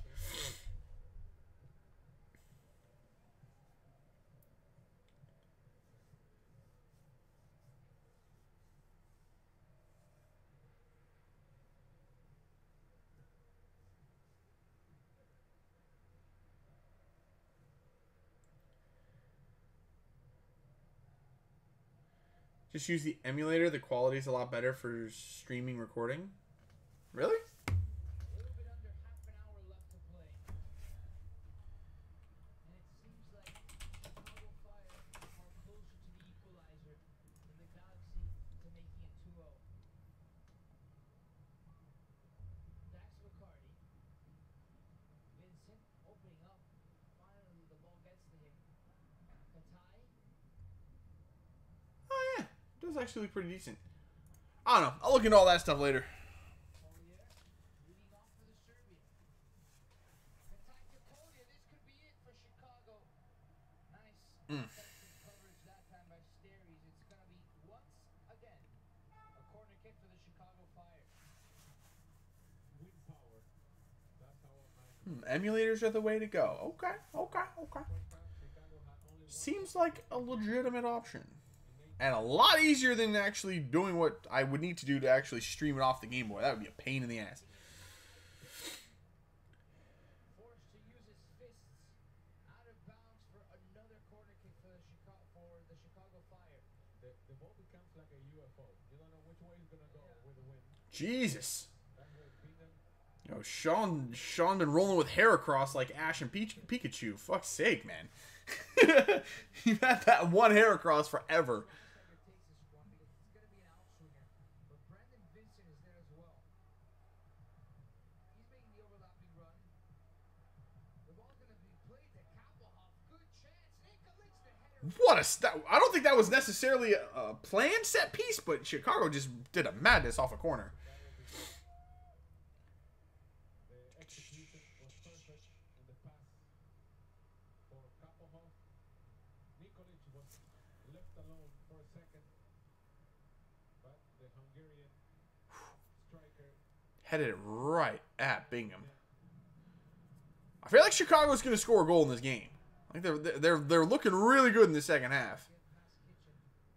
But LA might catch them on a counterattack eventually, which is always a possibility. I mean, they got Zlatan doing the hold-up play.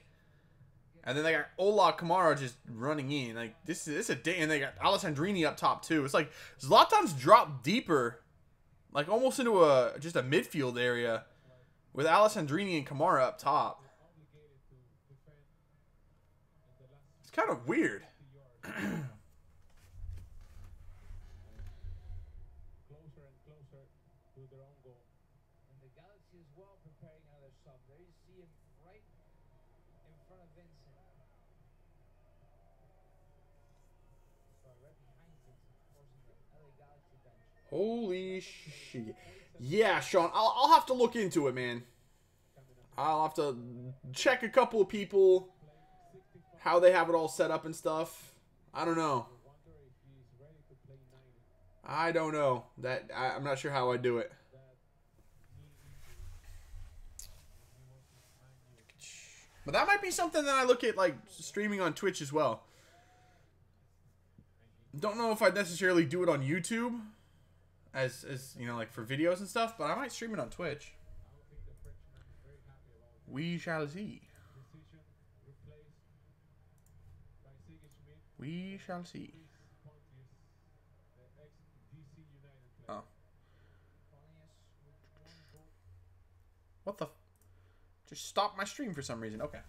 We're good. We're good.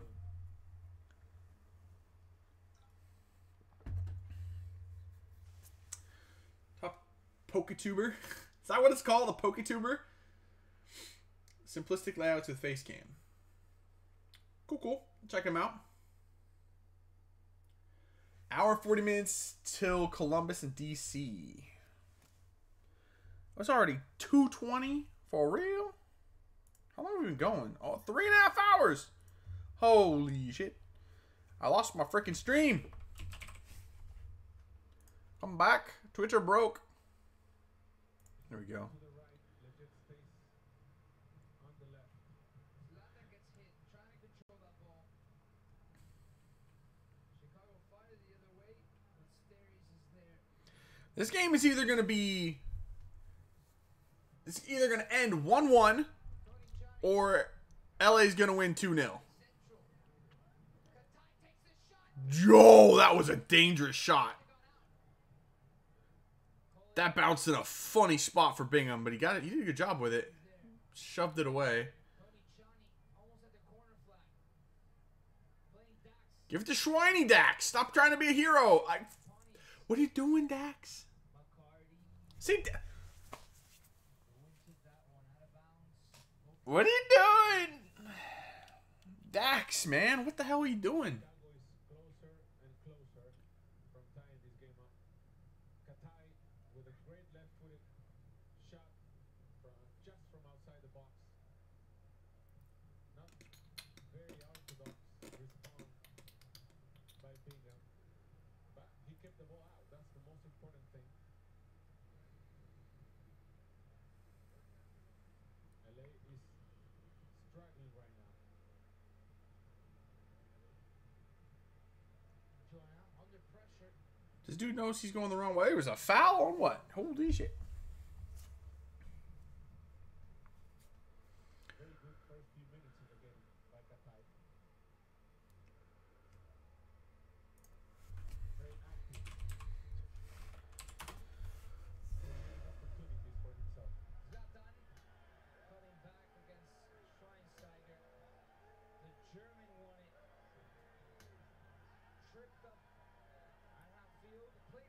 though, or given away.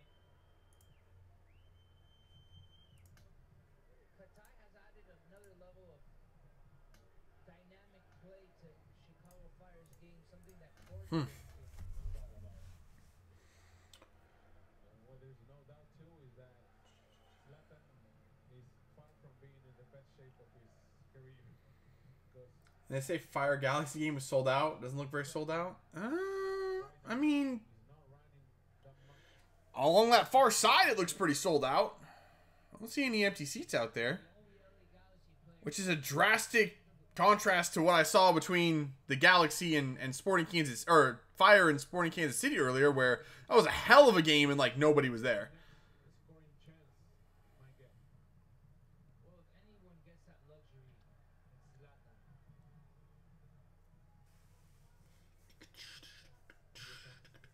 Chicago second substitution. Maybe the one that Paunovic could have done a little bit earlier. The Costa Rican Dio Campos is Let's see what else. What other games are on today? Quite a few. DC Columbus, New England, Dallas, Portland, Minnesota, San Jose, Houston. Interesting. That Portland, Minnesota game might be pretty good. Hasn't played a full 90 yet. Oh, that was dangerous. LA was almost away on a counterattack there. They'd been like 2-on-1 on the goalkeeper. That'd been awful. But Vincent puts it in. Nobody's there to capitalize. Shoo.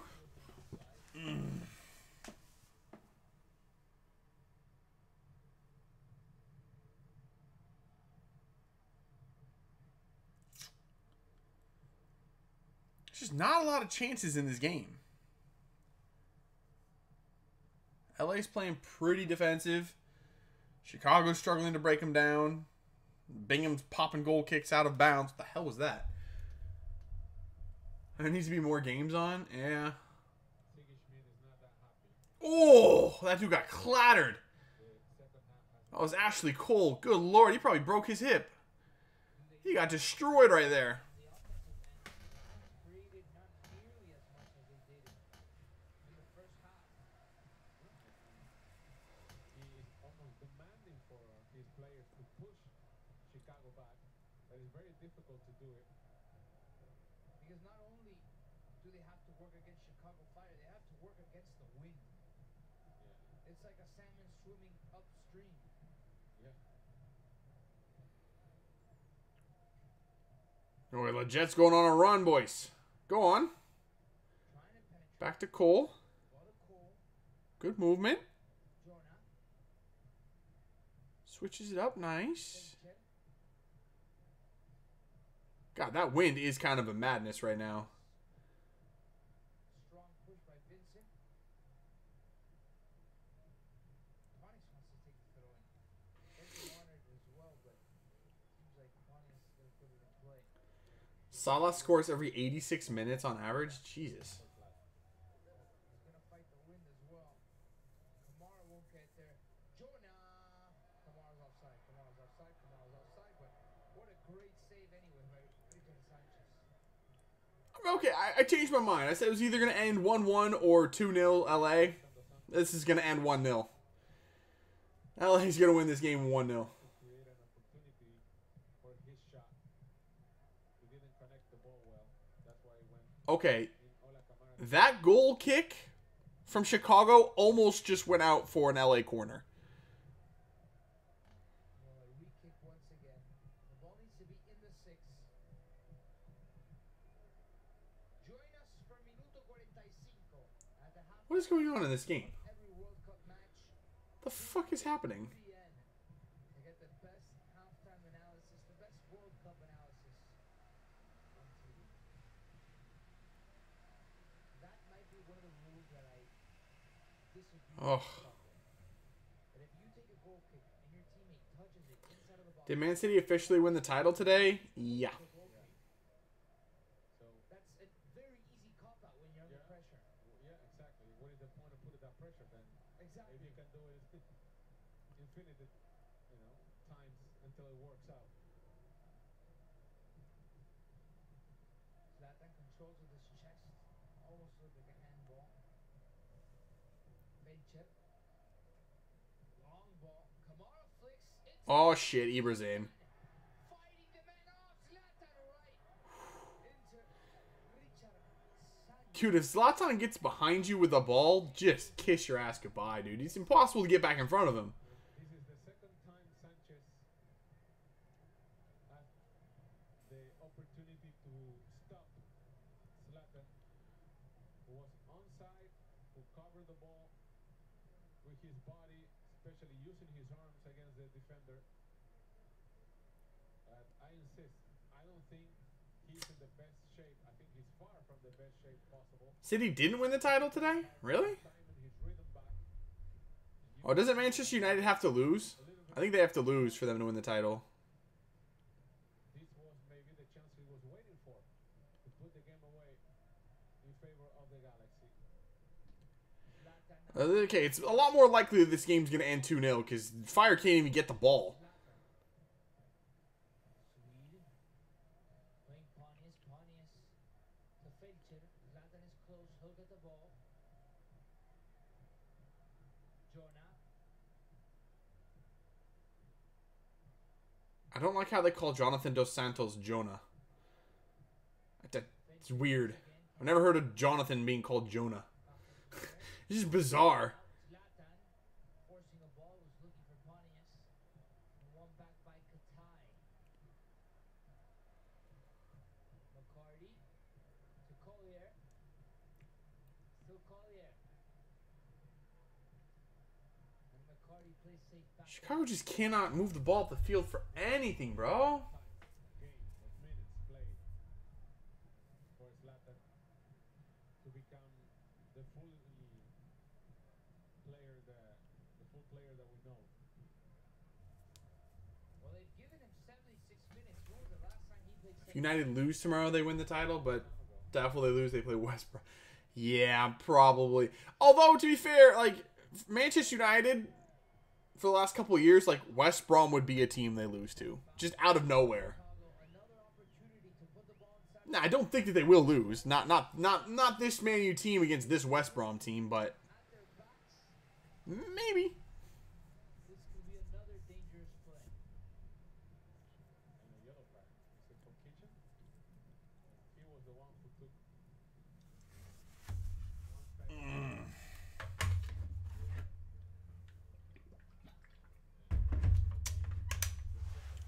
step. All right.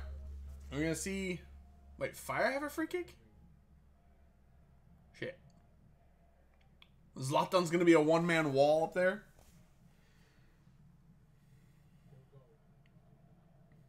Zlatan's opportunity, almost committed a foul with his right arm on Lillard's face. All right. It's going to be the best chance Chicago's going to see. Stretched out arm at the height of the defender's face. There's no distance between the ball and the wall. That's why they have to retake this free kick.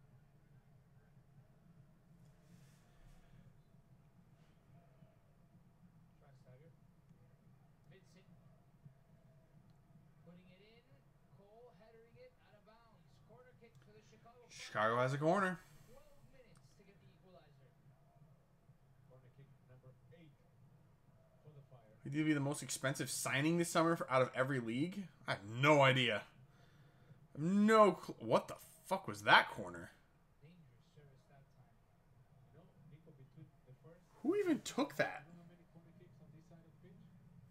8, 9. 17 total. 8 Oh, on that side of the pitch with the win in its favor in the Yeah. entire game. Wow. 8 by, sorry, 7 by We beat Newcastle beat Man U 1-0. That's what I'm saying. Like, you never know who... Man U have a couple of games every year where they just shows you don't expect them to lose or even struggle, and then they just play like shit. And I wouldn't even be all that surprised if they came out and just did not play well against West Brom. Coming off that emotional high of beating Man City, you know, they don't let Man City win the title against them. And now going to play West Brom, where it's like, Man U know that they're not going to catch Man City for the title. They know that they're not. It's like, what's the point? I feel like I think that they're probably going to lose now. Zlatan off for Emmanuel Boateng. Oh, I don't like that guy in FIFA. Oh, that guy gives me problems. This goal with his head at the end of the first half. That's why LA Galaxy is winning the game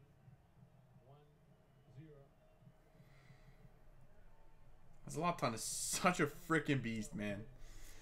Zlatan, or they're doing the substitution because they don't want Zlatan to come off the pitch. Even the Chicago Fire fans don't want Zlatan. Dude, Zlatan's taking a fucking victory lap. It's taking him forever to get off the field. Move your ass, Zlatan. By Emmanuel Boateng.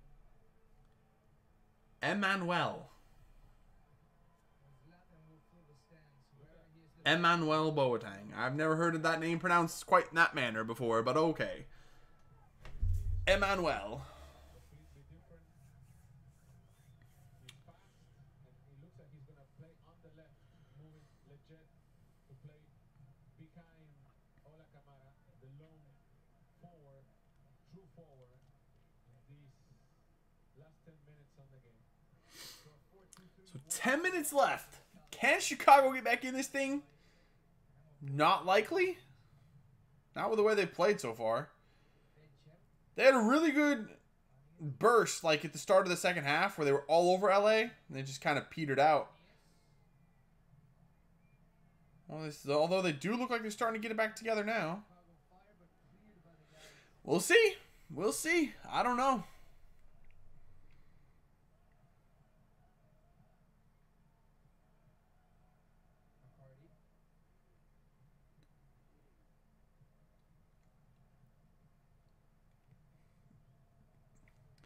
Yeah, I like how they played that up the line for Kappelhoff, and Boateng was running with him.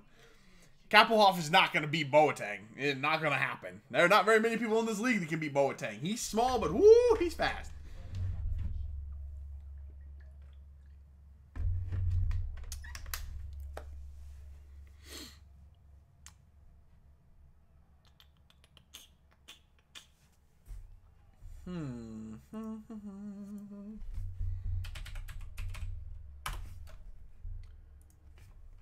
tactical instructions by Velko Pandelis that has moved Bastian Schweinsteiger up into the midfield. Yep, asking them to play with 4 on the back. Biggest creativity up top now. Defense no longer a priority. Down 1-0 with 9 minutes left. Look party. Already put in. Not that. By Kostic. Another dead ball, another opportunity for the Fire.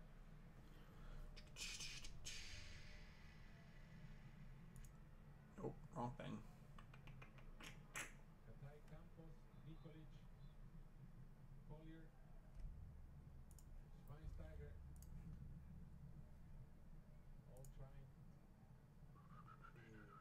all trying to tie the game for the Fire. Campos to put it in. He does. Bingham with a response. Woo, Bingham. Gets it out. It's a good save. By the Galaxy keep. Bastian Schweinsteiger, ball still alive. The Fire want the equalizer. Kamara on Schweinsteiger. What the fuck was that? What an opportunity here. Nobody touched it. Bingham was a little bit surprised by it. That ball's so fast and it's dipping. Chicago should have scored there. They wasted a good chance. Standing in front of him. Scoreline predictions for the rest of the weekend? Oh crap, I broke my freaking stream again. Let's see. DC and Columbus. Schweinsteiger looking for Nikolic. Nikolic I'm gonna. That's a tough one, actually. Collier can't come to an agreement with what to do. And DC and Columbus. I'm gonna say 2-1 Columbus? Yeah, 2-1 Columbus. Dallas and New England. In New England, I'm going to say I'll take the Revs in that one. 2-0 Revs? I'll go 2-0 Revs. Portland and Minnesota at Providence Park. I'll take Portland in that one. Score, though, I don't know, 3-1 maybe. And then we have San Jose and Houston. In San Jose, I'm going to pick Houston.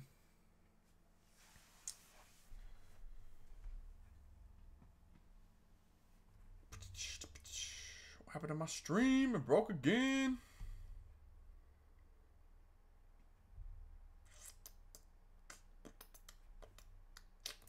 We might need a refresh on these. Bam.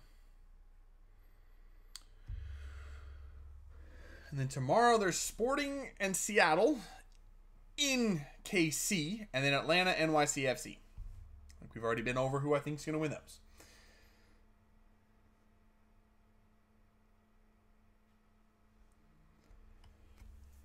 Gonna need help with the DP rule. The what? I moved the MLS teams to Liga MX and their salaries jumped up a lot. Ooh. That's unfortunate. A C.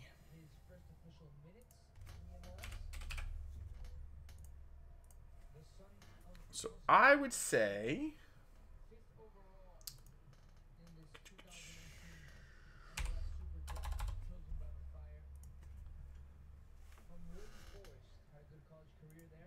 what?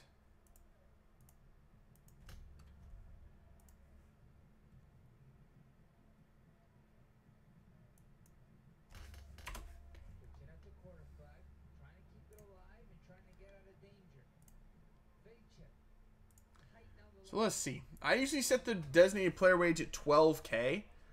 So I guess you could look at like players in the league when you start a fresh career mode in MLS that make 12K are Higuain, Lee Nguyen, Victor Vasquez, Medunjanin from Philly, and Michael Bradley, and Josef Martinez. So I guess if you look at kind of what they're making as salaries go, I guess you kind of just base it close to that. I guess that would be the best way to do it.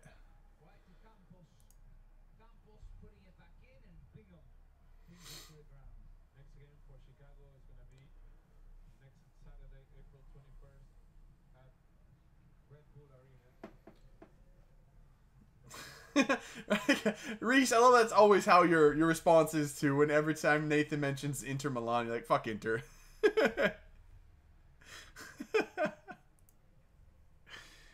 Oh, man. I don't know, Nathan, man. I love doing MLS careers, but sometimes I do miss the Champions League. Woo! That was dangerous. I can't believe Chicago didn't get a shot off there, man.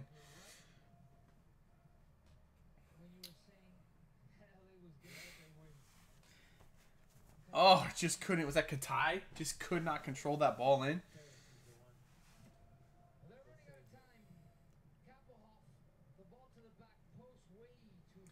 Shitty cross. So you're using, Tim, you're using DC? Wasn't there one of their players DC on it? No. DC. Shit, DC doesn't even have anyone close to a designated player. Hold on.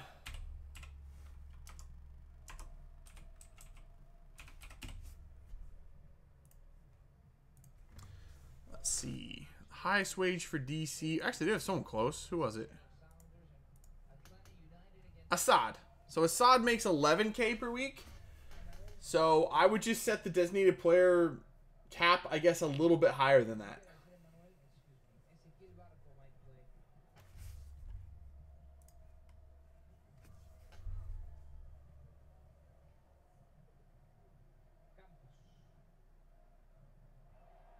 Holy shit, Campos did get wrecked.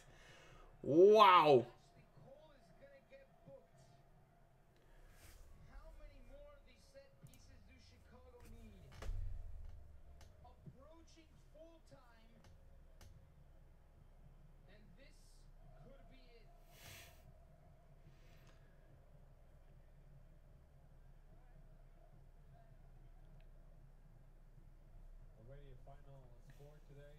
Although, so you, from what I saw on Twitter, Tim, you're just doing like a split MLS Liga MX career, and you move the MLS teams to Liga MX, right? I mean, I'm not sure at that point. I'm not sure at that point you even need to do designated players. I mean, I guess you could because Liga MX doesn't have like super huge players either. So I guess to keep it realistic, a designated player rule wouldn't be the worst idea. But I might even set it a little bit higher than that just because Liga MX players do make more. So, well, let me see. Oh god, I broke the frickin' every time I double click to get rid of the full screen and it screws me. Let me look.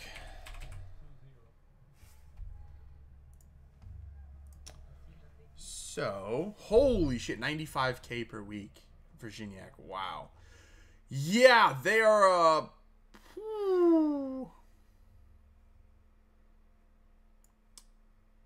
33.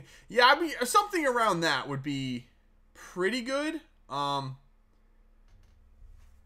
see, like Eric Gutierrez makes 34K. Really? Jose Torres makes 35? Oh, okay. Who else?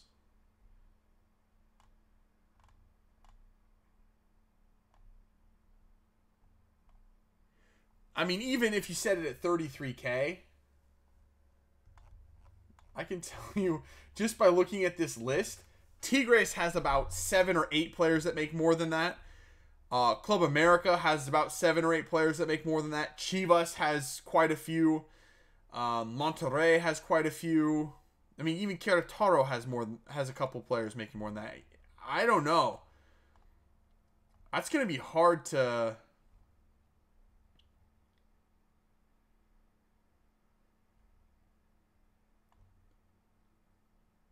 I don't know. The thing is, like, I know you can get really good players for like for pretty cheap. So I don't even know if you really need to bump it up more than that, but just keep in mind, just from what I'm looking at here, whew, the salaries in Liga MX.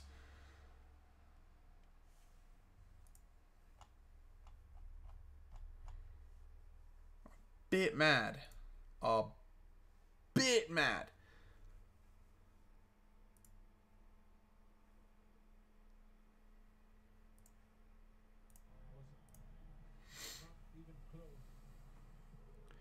There's a raindrop on the camera. Yeah, I saw that. Kamara holding it up. Can't find a teammate. Fouls a Chicago player instead.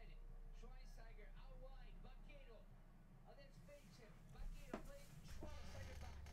The German to the Spaniard. Vaquero whips it in. Back post. Campos won't get there. Appeals for a PK. Well, Ashley Cole is just putting the hurt on Campos up that side. The Chicago Fire making it 1-1.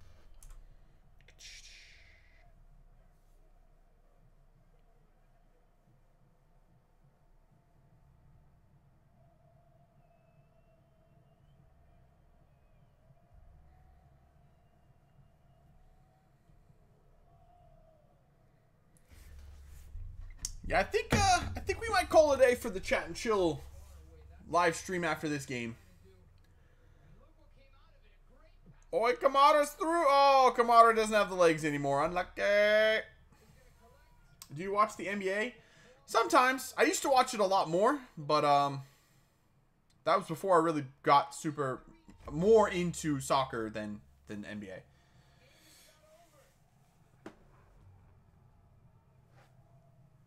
Anyway, yeah, I think I'll end this live stream after this game and then take a break. I might come back and stream some more stuff, but it won't be like career mode stuff. It'll probably be something on Twitch. Schweini let that bounce off him and out of play. And that's the game. Ted Uncle has seen enough. So it does end 1-0. How very, very interesting. I haven't watched it much in the last 2 seasons. It's pretty much same for me, Reese. Last two seasons, not so much.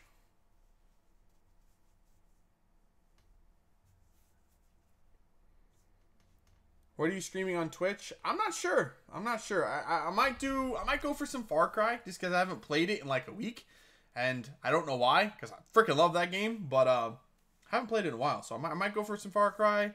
I don't know. I might see what my brother's up to and play some duos with him on Far Cry, or maybe, I don't know, maybe Fortnite. We'll see. Doubtful, but maybe. So yeah, I'm not sure. I'm not sure. I might just try Fortnite again because I like to punish myself. I don't know. Oh, hold on. Let me take a look at these rosters and salaries for Tim, because it'll be easier for me to tell you like this instead of tweeting it back. So, Paul Arriola is making $25K per week. You are mad. Your Ousted's making 30. Holy shit. Oh, I forgot you had O'Neal Fisher.